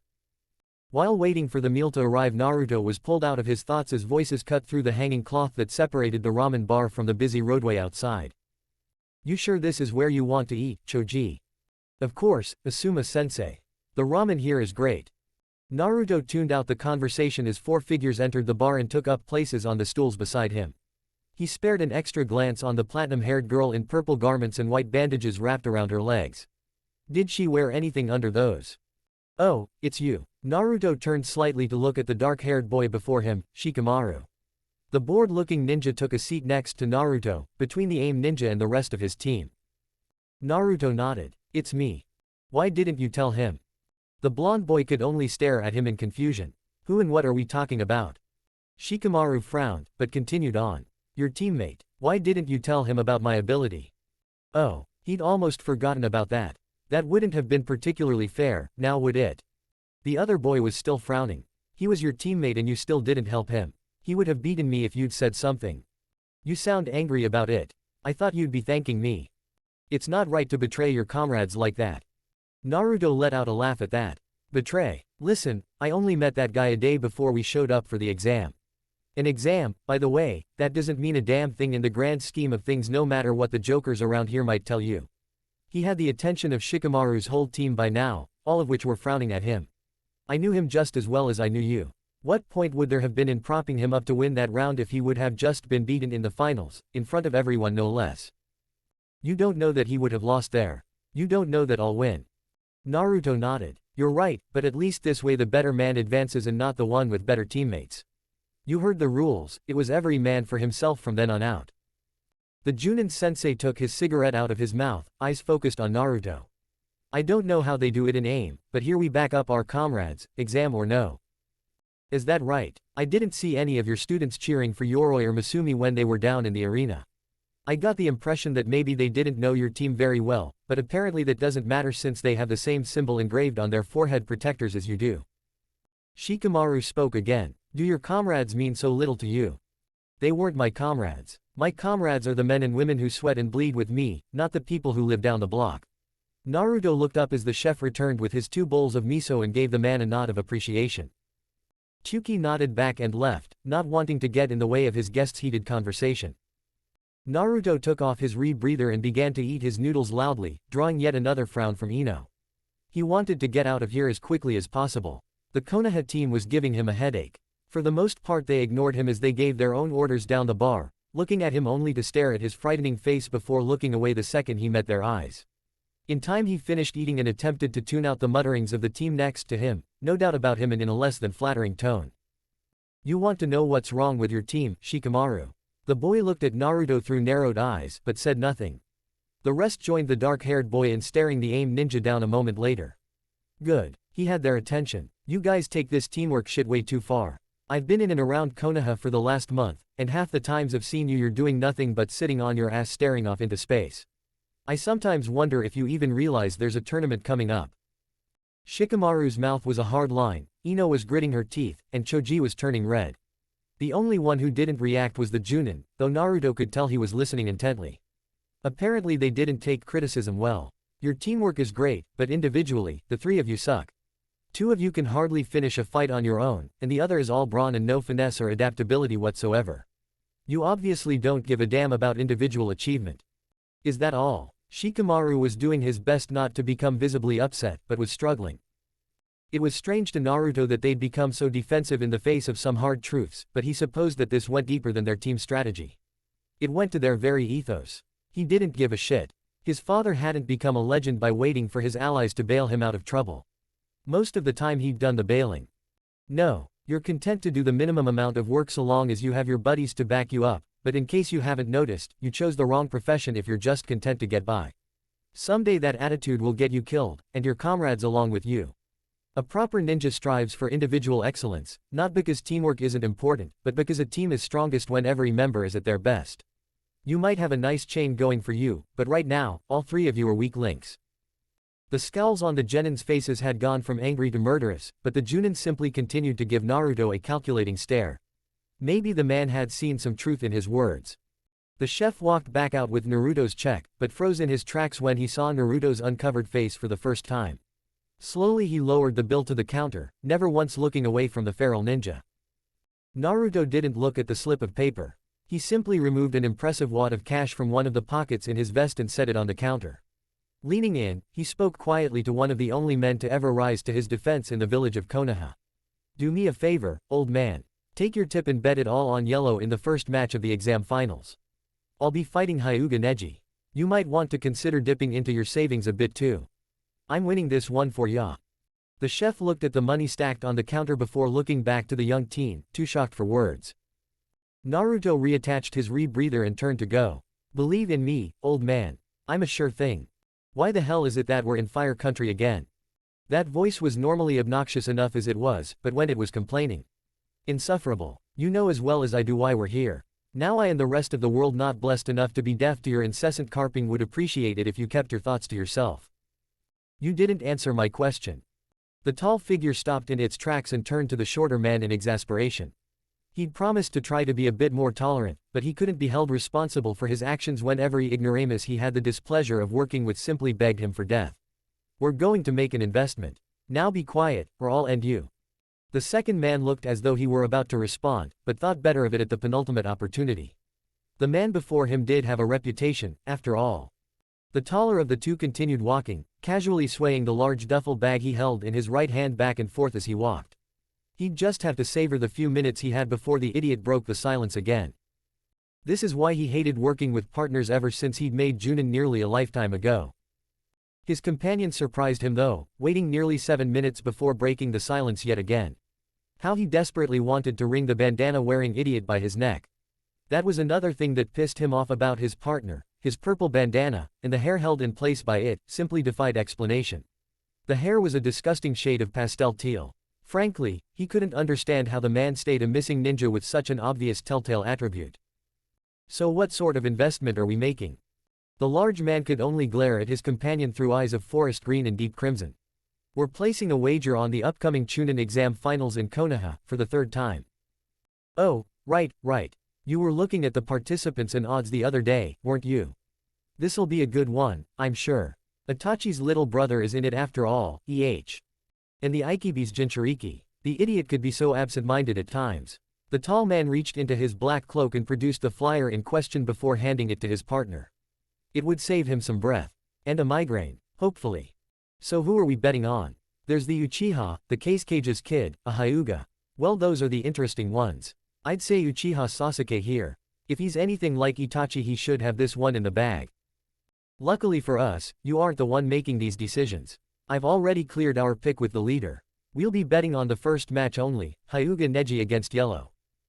The bright-haired man straightened and gave a curious look at his masked partner.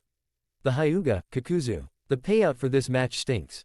What's the damn point of betting on a sure thing? Kakuzu groaned. The nitwit needed everything explained to him. We're betting on Yellow, fool. The odds are 11 to 1 against. Haha, you're kidding, right? How much money do you plan to throw away on this nobody? 200 million Ryu. And if you knew anything, you'd know that the sure bet was this boy and not the Hyuga. The shorter man choked on the number. You've got to be fucking kidding me, Kakuzu. Some random shinobi from AIM is going to win this match. Says who? He's a huge underdog here. The Hyuga brat is supposed to be some kind of prodigy. Why don't we just bet on a later match?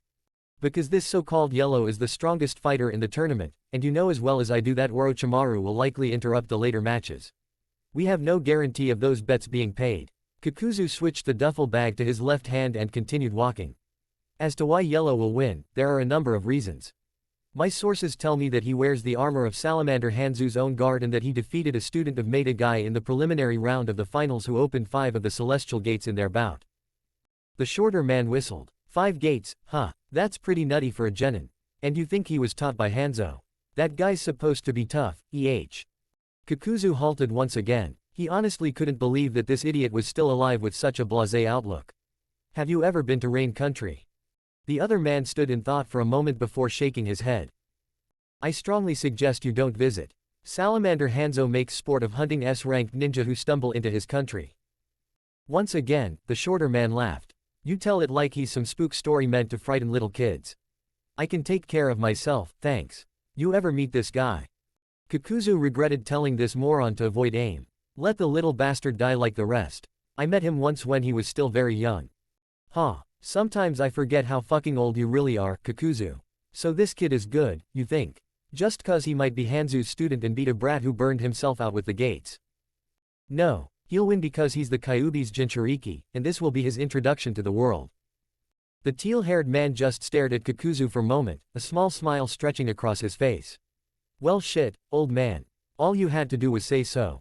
Itachi'll be happy, at least. Think he'll give us a smile. Kakuzu kept walking towards the now visible gates at the entrance to Atafika Gai, the gambling capital of Fire Country. I honestly couldn't care less. Chapter 12, Dirty Laundry. You must quash their doubts. AIM is strong. Hanzo is strong. All is right with their infantile farce of a reality. Make them believe. Tsunade of the legendary Sanin was exiting a high-stakes gambling house with her almost niece in Atafika Gai. She had grown tired of the slots and decided that she'd try her hand at picking a winner in Konoha's current Chunin exam finals, which had actually already begun.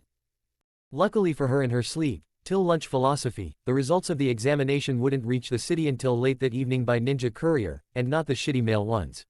No, these were Junin who were hired to carry the sensitive results quickly and without incident, an A- rank assignment, by the large gambling houses that ran the betting pools. It was big business, after all. So they allowed betting until 2 in the afternoon. It was a good thing that she had waited so long, too, because the odds on the AIM ninja in the tournament had gotten even longer, now at 13 to 1 against. She had a good feeling about this one. Better than the bad taste in her mouth she got from the mere sight of the Hyuga or Uchiha names, anyways. Those two clans were far too full of themselves for their own good. It was no surprise to her that someone had wiped out one of them. The only surprise had been that it was one of the Uchiha's own that had done the deed. She had to think that the old salamander from AIM had sent someone good. He had close to a decade of young genin to choose from if he so desired, and the man was well known for his grandstanding. The blonde had heard that the old bastard had declined to visit Fire Country to support his subordinate, which was expected. He didn't like to leave aim. Rather, he preferred to lure his enemies in. It was a bitter thought, and she managed to put it out of mind as she emerged into the noon sunlight from indoors. That is until she scanned the busy thoroughfare and spotted another pair of unnatural eyes that looked so similar to his, if not in color. The tall figure wore a black cloak and cut a wide swath through the crowd, all of whom seemed eager to get out of his way. Behind him trailed a similarly dressed figure that followed the larger man like a lost puppy. It was an odd sight, to be sure. And then those inhuman eyes found hers, and the man stopped. Just like Hanzo, this man's face and head were almost entirely covered, in this case by a mask and hood, the only distinguishing feature being a slashed-through tacky forehead protector. Now that was either a proud battle scar, or a bold statement. She never saw it actually happen, but somehow a thick black book found its way into his hand. It was a bingo book, she knew, but not just any book. It was a large version, the sort used by Hunter Ninja. It had extra space alongside each profile in which to jot down updated information and personal notes on targets. And that was a bad thing. Shizune had noticed too, as attuned as she was to her mentor's quirks, and shifted into a defensive stance. The man with hideous teal hair seemed oblivious, but had surreptitiously moved a few steps away from his partner in anticipation of a fight. The furtive glances he sent the larger man made her think that he didn't quite know what was going on. The man with strange eyes hadn't stopped staring at her, even though the book in his hand was open and the pages were turning at incredible speed. She didn't know how he could have managed that, given that the hand that held the book remained perfectly still. Perhaps it was some mechanism up his sleeve. Finally the pages stopped and the tall man glanced down at the open book, only to narrow his eyes in annoyance. He turned another page. A moment later he met her gaze once again. "Greetings, Lady Tsunade. What a strange coincidence it is that we stumbled across you here. Could you be betting on the tournament in Konoha, I wonder?" The man's voice was deep and rather ominous. She didn't like it. "Have we met?" He didn't respond for a time, but continued to meet her hostile glare. "No, Lady Tsunade, but I was once acquainted with your grandfather." How old was this guy? She eyed the hunter's book in his open palm. "Do we have business?" The book snapped shut and disappeared into the dark cloak nearly as quickly as it had appeared. "No. Most of the hidden villages have rescinded your bounty since you've gone so long without associating with the Leaf. The bookies you steal from, on the other hand, would rather see you alive than dead, but won't put forth the money required to see it so. There is only one bounty on your head at the moment, as a matter of fact." Tsunade's eyebrow rose. She actually hadn't known that, and was torn between relief and disappointment at having been written off by so many. "What's my bounty at, then? Answer me this and I will answer in turn. Who did you bet on?" "The aim boy." The man nodded. "Your bounty is set by Akasuna no Chiyo, for 50. The legendary Sanin snorted. 50 million. What a joke. Looks like that old hag has finally lost her mind. You made a good selection for the tournament, Lady Tsunade. Yellow will win." He gave his partner a glance and turned to leave. Tsunade felt a sense of foreboding at the man's words. She'd meant to throw her money away betting on a long shot, but if the man knew something that she didn't and was right, she'd make a fortune. And that never boded well for the Sanin. Once again that deep, gravelly voice brought her out of her thoughts. "You seem to have misunderstood me, however. The bounty on your head is 50 ryo." Then she blinked as his last words sank in. 50 fucking ryo. You look like you have something to say." Naruto cocked his head to the side and stared across the dusty arena floor at the long-haired boy opposite him. "To you? No. Well, I have something to say to you. Throwing about idle threats is the mark of a coward and a weakling. I can't say I'm surprised to hear them from a foreign ninja, though." Naruto stared at the boy impassively. "And what makes you think I didn't mean what I said? You must be incredibly arrogant then, to think you can get away with threatening me like that. Like most foreigners, you believe that you can walk all over the Leaf, don't you? Well, I beg to differ." The blonde stood in a relaxed pose, bleeding boredom and indifference. If he knew anything about ninja like Hyuga Neji, he knew that their pride was their greatest weakness. Normally he wouldn't care to hold a conversation with the boy, but this was different from a normal battle, and letting Neji run his mouth might succeed in adding to the spectacle. It was a spectacle, after all. Naruto was on display for the first time in his life. He needed to make a lasting impression. "I'll go out on a limb here and guess that you lost someone close to you to foreign shinobi. But really, who hasn't? You live in a ninja village. You're from a ninja clan. And since I doubt that any of the spectators here care about your personal woes any more than I do, maybe we should start. The crowd murmured in agreement. That surprised Naruto quite a bit, seeing as he was considered an underdog in this bout and an outsider to boot, but there were plenty of ninja, and enough foreigners, he supposed, in attendance that agreed with his sentiments. This was a tournament, not a talk show. I'll only say this once, because frankly I don't give a damn about you. Give up. Fate made its choice when you drew me as your opponent. You can't win against me. Give up now, and I'll spare you the agony of defeat. I may kill you otherwise, foreigner. Naruto's eyes hardened as the Hyuga spoke. You're coming dangerously close to insulting me again. I'd hoped that maybe I'd earned a bit of respect when I defeated your teammate, but apparently you choose only to see that which supports your childish worldview. I seriously doubt that you are in any way superior to him. That was enough to set Neji off. The boy rushed at Naruto with speed that would rival most seasoned Chunin, but that wasn't what the blonde needed to worry about. He knew that the Hyuga could never match his teammate in a flat sprint. The boy was dangerous in close combat, though, his arm speed being much greater than a ninja of his age and experience should possess thanks to the excellent internal chakra control gifted by the Byakugan. Naruto made a clone as the boy approached. The doppelganger wasted no time and attacked with a straight kick at the charging Neji. It would be interesting to see what the boy did. The clone was faster than Neji was, but the attack was obvious. The Hyuga parried the blow with his forearms and grunted under the impact. Yes, Naruto hit hard. Neji had a problem here. If anything, his attack speed in close combat was only marginally superior to Naruto's. The blonde hit much harder, though, the same or better than an unweighted Lee. The Hyuga prodigy couldn't simply block with one arm or his hands. He'd risk having them broken like that. But if he couldn't use his hands to stop the clones, then he couldn't dispel them using his Juyuken style. It was a problem, but he could work around it. He spun away from the first clone just as a second doppelganger attacked from the side. That fist would have hit Neji's kidney if he hadn't moved. These clones were very good at working in tandem, he knew, and were it not for his Byakugan they would tear him apart. As it was, he was having a rough time just avoiding their staggered attacks, especially when a third clone joined the fray. The original AIM ninja simply stood back and watched. The sounds of the quick and deadly taijutsu match were drowned out by the dull roar of the crowd as the four figures battled across the center of the arena, none able to land a solid hit. The fight was entertaining at the least, but the roars of the crowd in support of the Hyuga began to grate on Naruto's nerves after a time.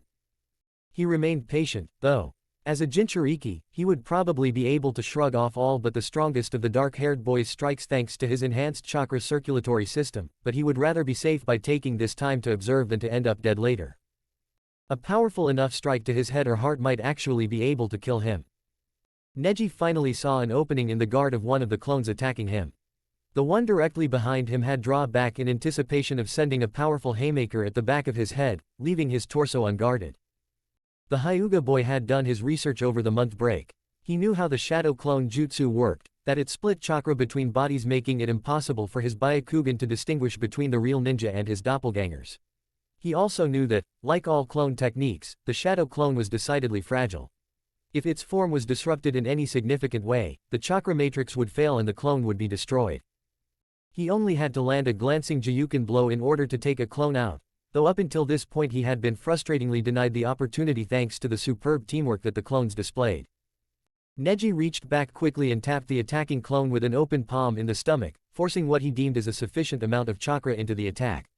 He didn't even turn his head to assess the effectiveness of his technique, his Byakugan could take care of that for him.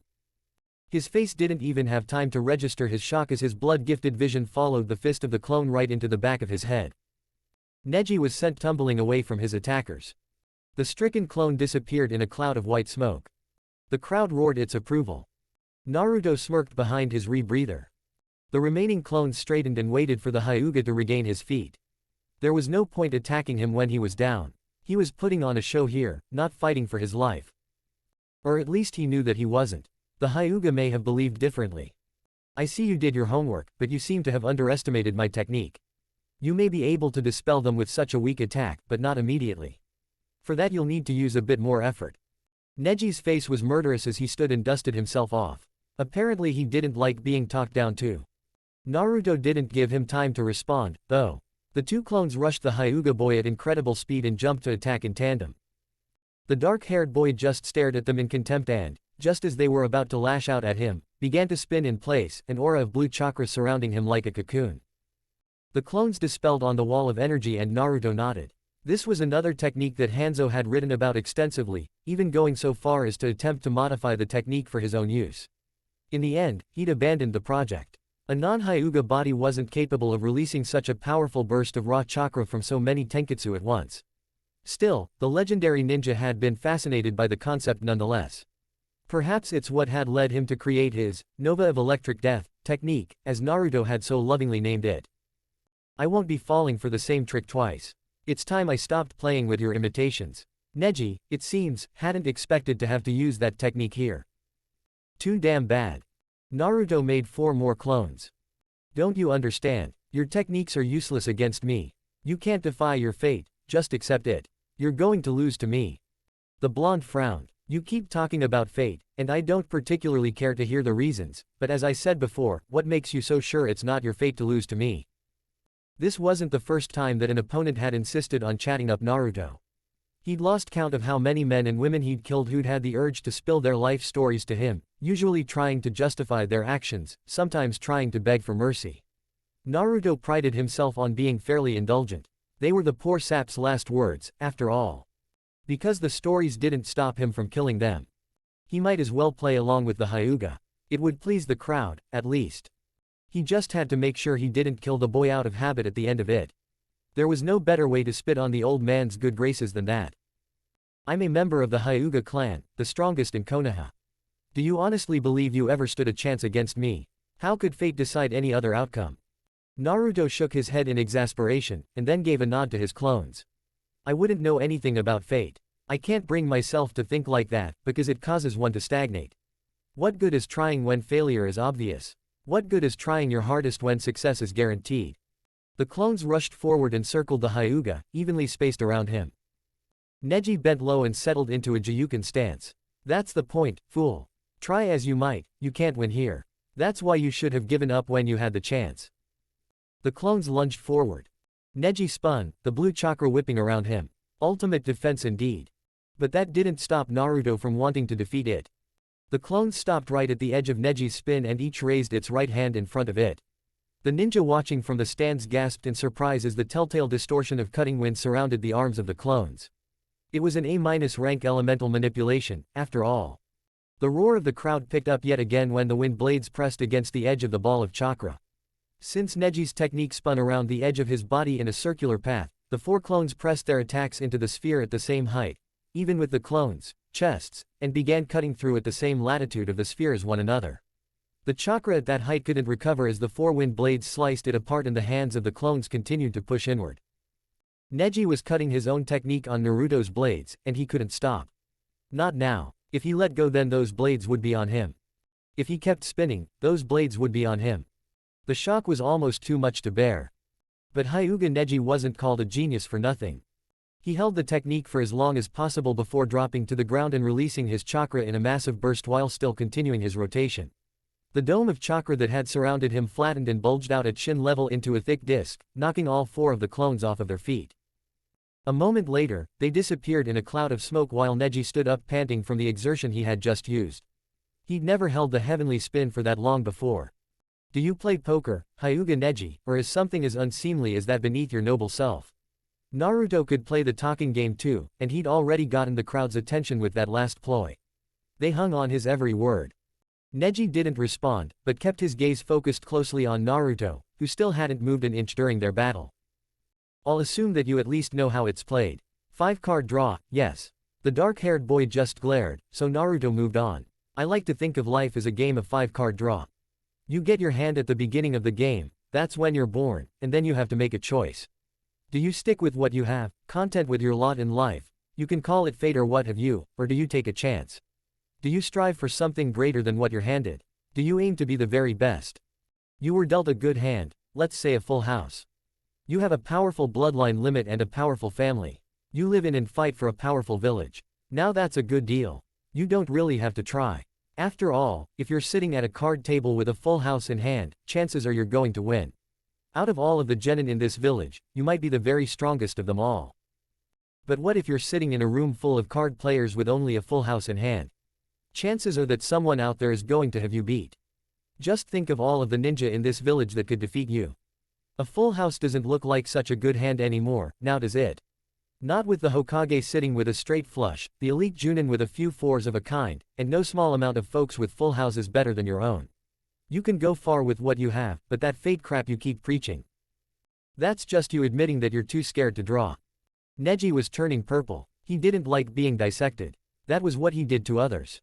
Right now, though, his eyes were telling him that his opponent was completely confident, at ease, and even maybe bored. It made him furious. Do you want to know what I was dealt, Hyuga? The dark-haired boy's voice dripped venom. Why would I give a damn about you or anything about you? Naruto ignored him. I was dealt a joker, Hyuga. I was dealt a wildcard. He was pacing back and forth slowly now. He really shouldn't get so worked up over this, but not only was it a great way to make an impression on the crowd, it was also somewhat therapeutic. It was then, standing there in the middle of the ring with the crowd listening to his every word with rapt attention, that he realized that he'd gone too long simply following orders and completing missions, no matter how important they were. He was sincerely glad that he'd come to Konoha. But knowing how to play a joker in life isn't as simple as knowing how to play it in a game of cards. I'm not content with sitting on it. I want more. I want to win. Naruto stopped his pacing and turned to face his opponent once again. Your fate is to lose, Hyuga, if that's the only rationale you cling to. Even if it isn't me that defeats you. The crowd had grown silent during Naruto's musings in order to better hear his words. There was no small number of them that agreed with the aim ninja. The Hyuga boy's ramblings about fate were rather unbecoming of a shinobi and all around distasteful for everyone else. They could easily hear the Konoha ninja's declaration through the silence. Proctor, I intend to kill him. Naruto's face grew stony behind his rebreather. Do you really want to cross that line, Hyuga? You don't know what I'm capable of. You're an arrogant, obnoxious fool. Your fate has already been decided. Perhaps when they bury you they'll remember why the Hyuga, and Konoha, are feared so strongly in a pitiful village like yours. Neji bolted forward, intent on ending the match. He slowed and his eyes widened in surprise, however, as the short boy in front of him flashed expertly through a short series of hand seals that he had only seen his sensei use before. Just who do you think you're insulting? Sarutobi Hiruzen watched impassively as the match below progressed. If even a fraction of what Naruto and Jiraiya had mentioned to him was true, young Neji had no chance of winning this fight. Naruto was just stringing the boy along. It was a rather cruel thing to do, but it was probably for the best. Naruto had explained that Hanzo expected a memorable and definitive showing from him, and that failing at that would only increase the salamander's ire and inspire him to hunt down his once apprentice. Neji also needed a wake-up call, and a thorough beating at the hands of Naruto might just provide that, as cold as it may seem. All of this talk of fate and the Hyuga's posturing was rather embarrassing for the village, not to mention the painful memories that it brought forth for the old man. He'd never truly forgiven himself for not finding some alternative to Hisashi's death, and the fact that it still haunted the boy simply compounded his frustration. Even as the strongest cage in the world, politics and level-headedness had won out at that time. He'd made the best decision in allowing the Hyuga elders to perpetrate their ruse, but not the right decision. Naruto's speech made him a bit nervous about what the boy intended to reveal. The fallout would be severe. Then again, he might not live to see the sun set on his beloved village. It was a sobering thought, but one that he'd had many times before. At least then the blonde boy's revelation would be someone else's to deal with. Whatever he had expected Naruto to show in his match though, it wasn't this. He was on his feet before he'd even realized it, his two Junin guards beside him and an Anbu captain at his side. The cage had risen even faster than Sarutobi's weary bones had allowed and was staring down into the arena with wide eyes as his own guards moved in close to him, their own gazes darting about nervously. Sarutobi scanned the arena quickly. The rest of the small Anbu detail within the stadium had leapt to the railing overlooking the arena floor and waited for orders. A full third of the spectators had leapt out of their seats and made to act as soon as the enormous plume of smoke had appeared. Many of these were dressed as civilians, but the Hokage could also make out his own Konoha Junin on their feet, warily taking measure of the other standing figures and the spectacle before them. All of them were ninja. Most were Junin. They were wearing civilian clothing because they were pretending to be anything but highly trained killers. Some of them the Hokage knew by sight. These were the sanctioned scouts, sent by every ninja village in the world to observe the Chunin exam finals in order to relay the results to their respective leaders. Sarutobi allowed them because it was really for their sake that these exams even existed, and because they were followed nearly everywhere within the city while they visited. They were ninja who were really guests of honor who pretended to be civilians who the Konoha ninja pretended to treat like civilians but didn't. It was a complicated political game. These men were no danger, though. Then again, there were fewer than 20 of those individuals in his city. The rest were undoubtedly Orochimaru's men. Come to think of it, Sarutobi couldn't have planned this better if he'd wanted to. Thanks to Naruto, his men had marked every single ninja in the stadium able to recognize Salamander Hanzo's infamous summon by sight. That would make things much easier in a few minutes. Assuming Ajisuke didn't kill them all, of course. Poor Neji looked like a deer caught in the headlights. He didn't have a clue as to what to do.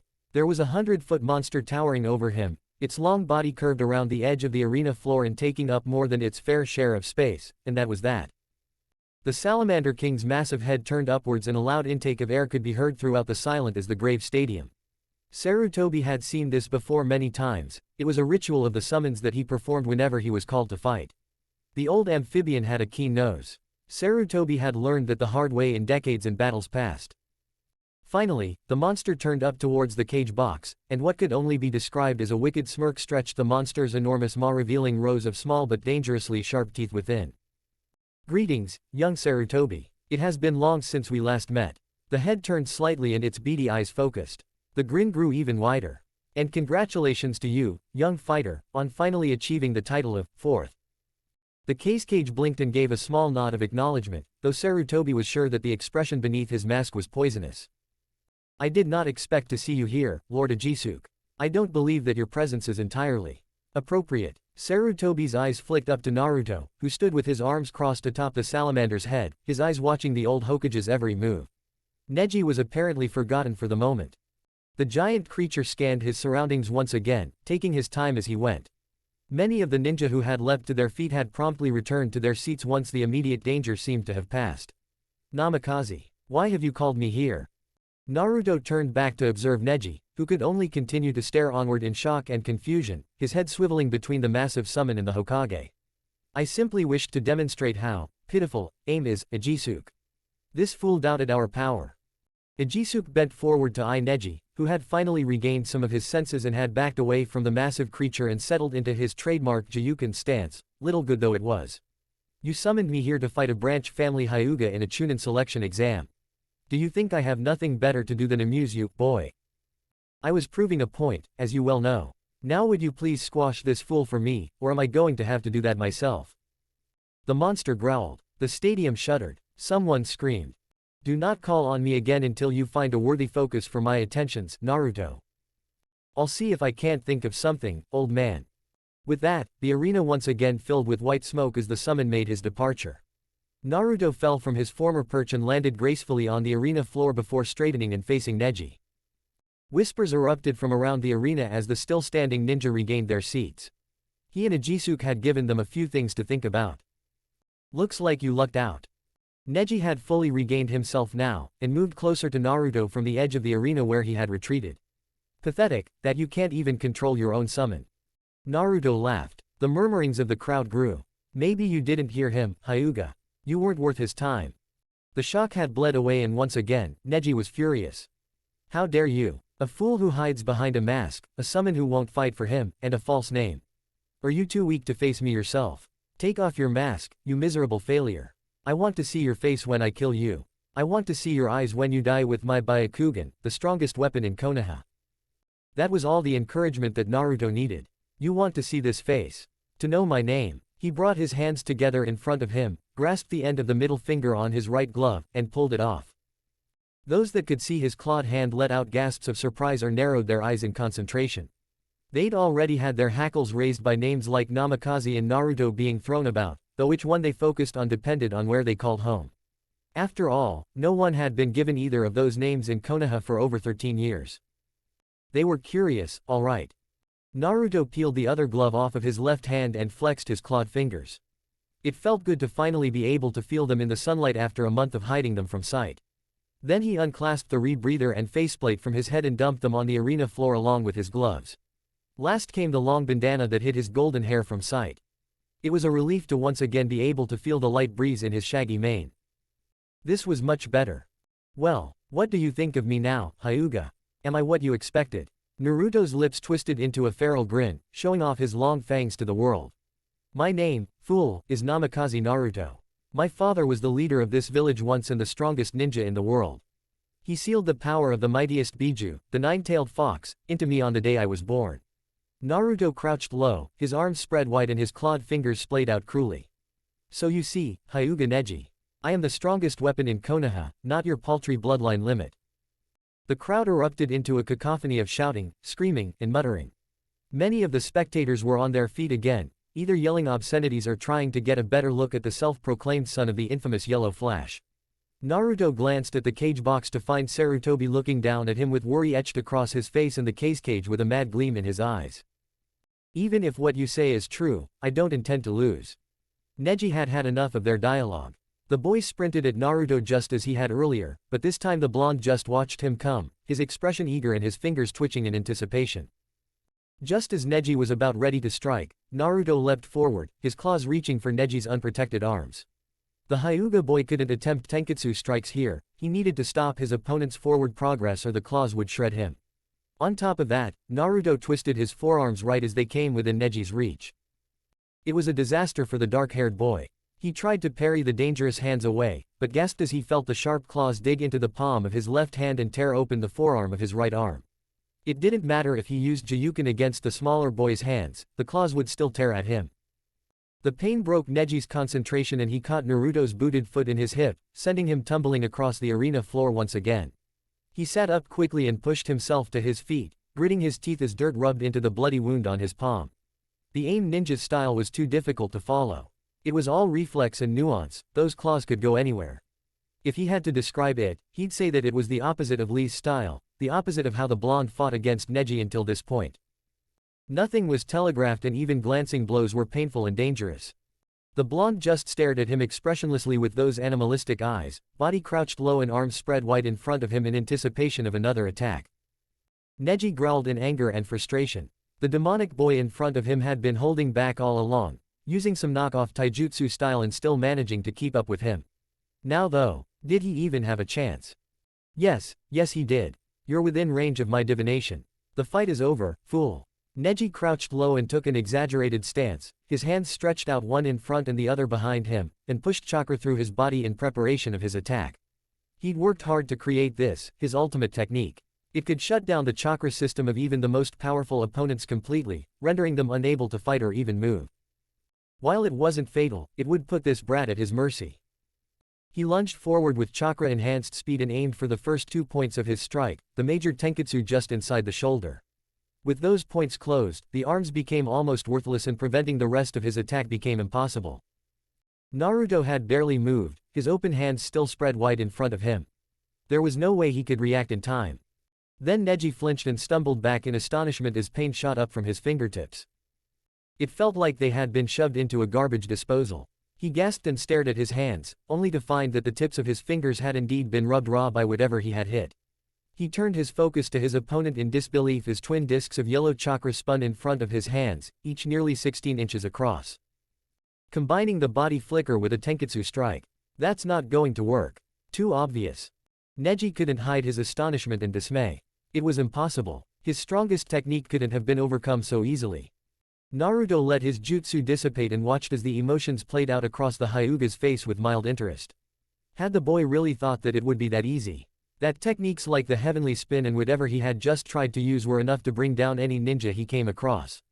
This boy may have been a ninja genius, but a genius he was not. The blonde was actually disappointed. At least his simple modification of the Rasengan had borne some fruit. It wouldn't stop chakra-intensive techniques like the Blade of Wind or a full-powered Rasengan, but it could overcome simple taijutsu and thrown weapons. It was stunningly similar to a tiny heavenly spin, now that he thought about it. Neji just stood and stared. For the first time since the match began, Naruto could make out the despair etched into his face. It was unbecoming of the dark-haired boy. Time to end it, he supposed. The Hyuga's nerves were shot. His hand and arm were bleeding, his fingers were burned. He didn't even give much of a reaction as Naruto flashed forward with a body flicker of his own and slammed his balled fist into the stunned boy's stomach. Neji crumpled to the arena floor and passed out. His fate had caught up with him. At least he could make a new one tomorrow. Winner. Namikaze Naruto. The short blonde spoke quietly, but the entire stadium heard him. The proctor stared at him silently for a moment before looking to the cage's box. At a nod from the old man, the Senbon-sucking Junin called it. Winner. Namikaze Naruto. There was no cheering. The murmurs grew and grew as the seconds dragged on, but no one called out. Could it be true? The medical team rushed out and lifted the Hyuga boy onto a stretcher that they had brought along with them, making no effort to hide their curious glances towards the feral boy. Naruto ignored them and began to walk off the field towards the stairway that led up to the competitor's balcony. He'd done his part. Now he just had to wait for the fireworks to begin. You forgot your gear. The proctor was gesturing towards Naruto's discarded armor and accessories. I don't need them. Not anymore. The blonde kept walking off of the field. He planned to never wear anything even resembling Hanzu's outfit ever again. As he neared the opening to the stairwell, his eyes were drawn to the familiar sight and sound of a ninja appearing from a body flicker. Not 15 feet in front of him stood Hitaki Kakashi and Uchiha Sasuke amidst a flurry of fluttering leaves. Kakashi's visible eye was glued to him in obvious shock, while Sasuke simply stared suspiciously. Is it really you? The masked Junin's voice held a strange quality to it that Naruto couldn't quite place. Was it relief? The blonde nodded and continued walking towards the man, eager to get off of the arena floor and out from under the stares of the crowd. He could feel Kakashi's eye on his back as he stepped around the elite ninja and continued up the stairs. He didn't need more time in the spotlight right now. Better to let the shock sink in a bit. He'd certainly have enough to deal with after the day was over as it was. Gaara was standing at the top of the staircase. Naruto smelt blood. Wonderful. The sandy-haired boy stared at him with intensity and started down the stairs. As he drew closer, Naruto could make out a mad gleam dancing in his eyes. The Aikibi container was truly sick. A small part of Naruto felt sympathy, but a much larger part of him, the same part that remembered the mad Jinchūriki's attempt to kill him without provocation and threatened to cut out the mad boy's eye, felt nothing but contempt. This would not be a good day for Sabaku no Gaara. They passed one another without a second glance. Nothing needed to be said between them. Naruto didn't look for the bodies. He emerged from the stairwell onto the competitor's balcony to find all eyes on him. Until he met their stares, that is. The only two that returned his looks were Shino and Sai. Or so it appeared. He couldn't see the Abarame's eyes behind his sunglasses, after all. Naruto stepped up the balcony to stand beside Gaara's older sister, Temari. She tensed up a bit when she noticed that he had chosen to stand next to her and pretended to be fixated on the two fighters squaring off below. For a kunoichi that he had pegged at mid-chunin level, she didn't seem to be very good at disguising her glances at him out of the corner of her eye. Maybe it was nerves. Maybe it was the fact that he was staring her up and down without pretense. What? His attentions were obviously making her nervous. She probably shouldn't have spoken, though. Her question provided an excellent excuse for the rest of the assembly to once again focus on Naruto, and by association, her. Naruto didn't reply immediately, continuing to devour her appearance with his eyes. She was hot, after all. And older. And blonde. He liked that. Nothing. He finally turned his attention back to the match below, which was just about to start. Normally he'd never be caught staring at a woman in public like that. He wasn't Jiraiya, after all, but who would suspect him, checking out the competition in these circumstances? They simply assumed that he was actually checking the competition out. He'd take what he could get, thank you very much. Naruto spent most of Sasuke and Gaara's match stealing glances at the young woman beside him. He was much better at it than she had been, though that may have been due to the fact that she was focused entirely on the match below and was practically radiating nervous anticipation. He didn't particularly care about the fight raging in the arena, the outcome was assured. The Uchiha did manage to surprise him with his massive increase in speed over the month break, however. It seemed that the boy had mastered enhancing his movements with his chakra in order to overcome the speed of Gaara's sand. The biggest surprise was when the boy backed off from the Suna ninja's sand-ensconced form and summoned Hitaki Kakashi's famous technique, the Chidori. It was truly impressive that the Uchiha had learned so much over the break in the exam, though Naruto had a guess that his Sharingan eyes had had a hand in his success. Naruto had to suppress a frown at the way the match was going. That jutsu was going to tear through Gaara's earth-based sand shield like a marble thrown through tissue paper. This had the potential to get ugly a lot sooner than Naruto had expected. The blood-curdling scream and the massive sand-made arm that answered the attack only succeeded in aggravating his concerns. He didn't want to have to fight the Aikibi in the middle of Konoha. Glancing to his side, he found both of Gaara's siblings trembling in horror, their eyes wide and glued to the scene below. It was a bit sad to think that the boy terrified even his own siblings. Then the genjutsu began. It was a fairly obvious and low-level mass effect sleep technique. though the ninja that used it had to have been fairly powerful in order to subdue the entire stadium. The Suna ninja formed hand seals to dispel the technique almost immediately. They had been expecting it, but so had Naruto. The Konoha ninja quickly followed suit, though Shikamaru hesitated. There was something to be said for being able to sleep through the chaos, after all. The pale boy Sai was watching the three foreign ninja intently, his right hand held loosely at his side next to his sheathed ninja too. He obviously didn't trust them to behave themselves. Naruto didn't form hand seals. He didn't need to. Instead, he forced the chakra running through his body to surge momentarily in what Pain had called a chakra flex. It was one of the surprisingly simple to understand yet incredibly difficult to master abilities that the man had forced Naruto to master in his youth, and it had taken a whole 4 months for the blonde to learn it properly. Normally, a ninja learned to dispel ninjutsu by forcefully stopping his chakra flow and disrupting the influence that the genjutsu user had on his chakra system.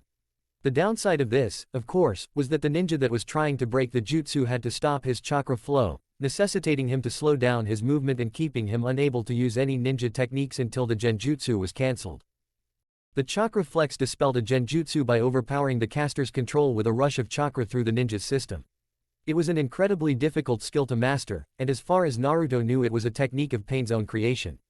The advantages of this ability were that the flexing ninja could continue to fight at full capacity while the genjutsu was overpowered and could do so without the use of hand seals. On the other hand, only a ninja with high chakra reserves and the ability to call on them in an instant could learn the technique. It was incredibly effective against low and medium level illusions, but against powerful, focused techniques, the sort that an Uchiha might cast on a single opponent with his Sharingan, flexing was ineffective. It worked well enough for this occasion, at least. Naruto grabbed Temari's hand where it clutched railing in front of her, gripping tightly as the girl gasped and tried to pull away. The short boy leaned in close to her and began to speak. He only hoped that she listened. It would make his job much easier later on. If your brother transforms here, one of the Konoha Junin will kill him. The Suna Kunoichi just stared at him with wide eyes. Don't believe they aren't capable of it. If you want him to live, you have to get him out of the city. He released her hand, but she didn't move right away. Kankuro looked on with a confused expression on his painted face. Well, get going, don't you know there's a war on? The two Suna ninja gave one another a quick glance before jumping over the railing and down to the floor below, where Naruto spotted their Junin sensei standing over Gaara, who seemed to have been weakened by the Uchiha's attack. He had to reach out and grab Sai's wrist as he tried to go after them. Naruto spun in place and threw the pale boy back towards Shino and Shikamaru, where he came skidding to a stop with his hand resting on the hilt of his short sword. Naruto looked between the three quickly before speaking. Let them go. Believe me when I say that you don't want an insane Jinchūriki transforming in the middle of town. None of you would be a match for him anyway. In case you haven't noticed, your village is under attack. The three Konoha ninja took a moment to let his words soak in. Surprisingly, it was Shino that spoke up. And what of you? We can't let an AIM ninja run around the village as he pleases. Naruto looked out over the stadium floor, where the examiner had begun to face off with the Suna Junin. The four genin, Sasuke, Gaara, Temari, and Kankuro, were nowhere in sight. I'm going to find the Hokage. With that, he disappeared from the balcony in a gust of swirling wind. Naruto grabbed the flapping black cloak and pulled, dragging the masked man to the tiled roof just before reaching the strange purple barrier. He let go as the man twisted out of his grip and turned to face the boy, his three comrades landing in a circle around him. The Jinchūriki ignored the hostile stances of the four Anbu and stood calmly facing the one he had pulled out of the air. Do you know what that is, ninja? The man didn't answer, instead turning his masked face to the only member of the squad wearing a white cloak. No. Naruto shook his head in exasperation. Then don't fucking touch it. Then again, he'd never seen anything quite like it either. Best to ask someone who had. How do we break this thing, old man? His eyes darted between the four sound ninja at the corners of the massive technique. They were protected completely by the field that they had created. Sarutobi did his best to keep his eye on Orochimaru while glancing over at Naruto. At a nod from him, the white-cloaked captain gave a signal and the four Anbu relaxed their stances. Naruto didn't seem to notice. One of the four creating the barrier must be neutralized, but as you can see, that isn't possible now. The old man didn't seem too perturbed by that fact. The roof. The Hokage shook his head, causing the long cloth streamers flowing from his battle helmet to dance through the shimmering purple of the barrier. The technique will have extended below the roof as well. It seems that I'm on my own in here. Naruto turned his head at the sound of an arrogant chuckle.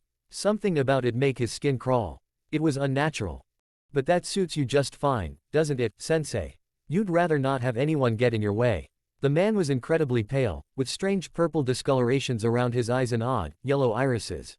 He even emphasized his words in a way that mimicked how a snake might speak. The Jinchūriki scowled. Here was a traitor of traitors. A disgusting worm that cared for nothing but himself, destroying and corrupting wantonly without any thought to the damages he leveled on the world around him. A man with no purpose but to see his own twisted ends achieved. Naruto had never met him before, but he already despised Orochimaru. So this is what a man who is about to lose a war looks like. I would have thought you'd be a bit humbler, but then again, you never expected to win, did you? The snake-like eyes found his slit once, and the man sneered. This attack may never have had a chance of succeeding, child, but I will still take my prize.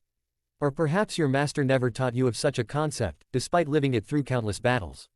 How is the old man, by the way? Still reveling in his own sense of superiority. Time may have humbled him somewhat, though it seems unlikely that the same can be said for you, traitor.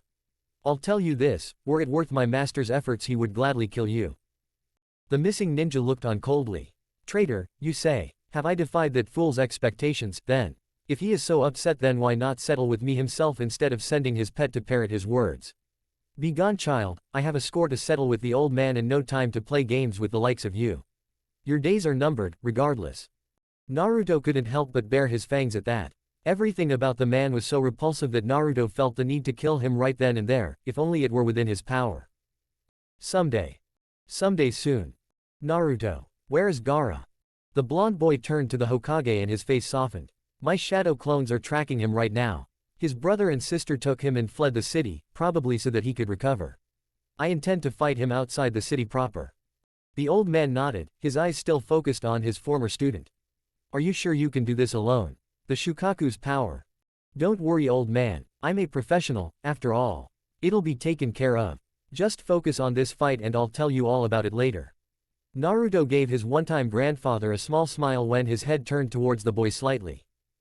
They both knew that that conversation was unlikely to ever happen. Still, Jiraiya is in the city. If you need his assistance, just find him. He has other things to worry about. I'm sure Aji and I can handle it. After all, what sort of Biju hunter would I be if I couldn't even handle the Aikibi? The Hokage gave a small smile at Naruto's antics. He could still see a small glimpse of the young boy he once knew all those years ago. Be careful, Naruto. Find Jiraiya when this is all over, he'll help you with whatever you may need. The blonde's face tightened. It was time he said goodbye. Sasuke was thrown through the air once again by Gaara's massive sand arm. The fight wasn't going in his favor at all. Truth be told, he had no real idea of what he was dealing with. He'd never seen, or even heard, of a ninja using sand like the Suna shinobi did. On top of that, the mad boy seemed to be slowly but surely losing whatever small hold on sanity that he had. Even his own sister looked terrified of the massive, disfigured, drooling beast he had become. He was over his head, Sasuke knew, but he couldn't bring himself to back down. He'd worked so hard over the last month trying to improve as much as possible just to beat this opponent. Well, him and the AIM ninja, though Sasuke understood from Kakashi's explanation of the Chidori that the jutsu was specifically geared towards defeating the sand user. Lightning defeated Earth, after all. He wasn't sure if he'd be willing to use the assassination technique against the Rain Boy. Maybe he would have gone out of his way to merely maim him. Then again, the boy had called himself the son of the fourth Hokage and claimed to have the Kyuubi's power within him, whatever that nonsense was. But Kakashi seemed to believe it. None of those musings helped in his current situation, however. He needed to become stronger. Stronger than Gaara. Stronger than Namikaze Naruto. Stronger than Itachi. He couldn't lose here. The cursed seal flared up. Pain arced through his body from the mark on his neck, whispering to his subconscious. He tried to ignore it, tried to push it back yet again. But he wanted that power. Power as strong as that of the demon he was fighting. You're too weak. Sasuke could only stare at the screaming monster before him who barely sounded human any longer. He wasn't weak. You're too soft because your hatred isn't strong enough. He hated so much. This thing had no idea how much he hated. The power to hate is the power to kill. The power to kill is the power of vengeance. He would kill him. He would. Your hatred is weaker than mine. Do you know what that means? Shut up. He didn't want to hear this. Live a wretched life. Shut up. Come before me. Shut up. To measure my capacity. Shut up. It means that you're weaker than me. The Chidori. He'd kill this monster with it. He'd kill his brother with it. But the pain wouldn't let him think about those things. His third Chidori of the day was spent. The cursed seal ached on his neck. He knew that it had activated again. He collapsed. He could still hear the monster moving behind him. It was over.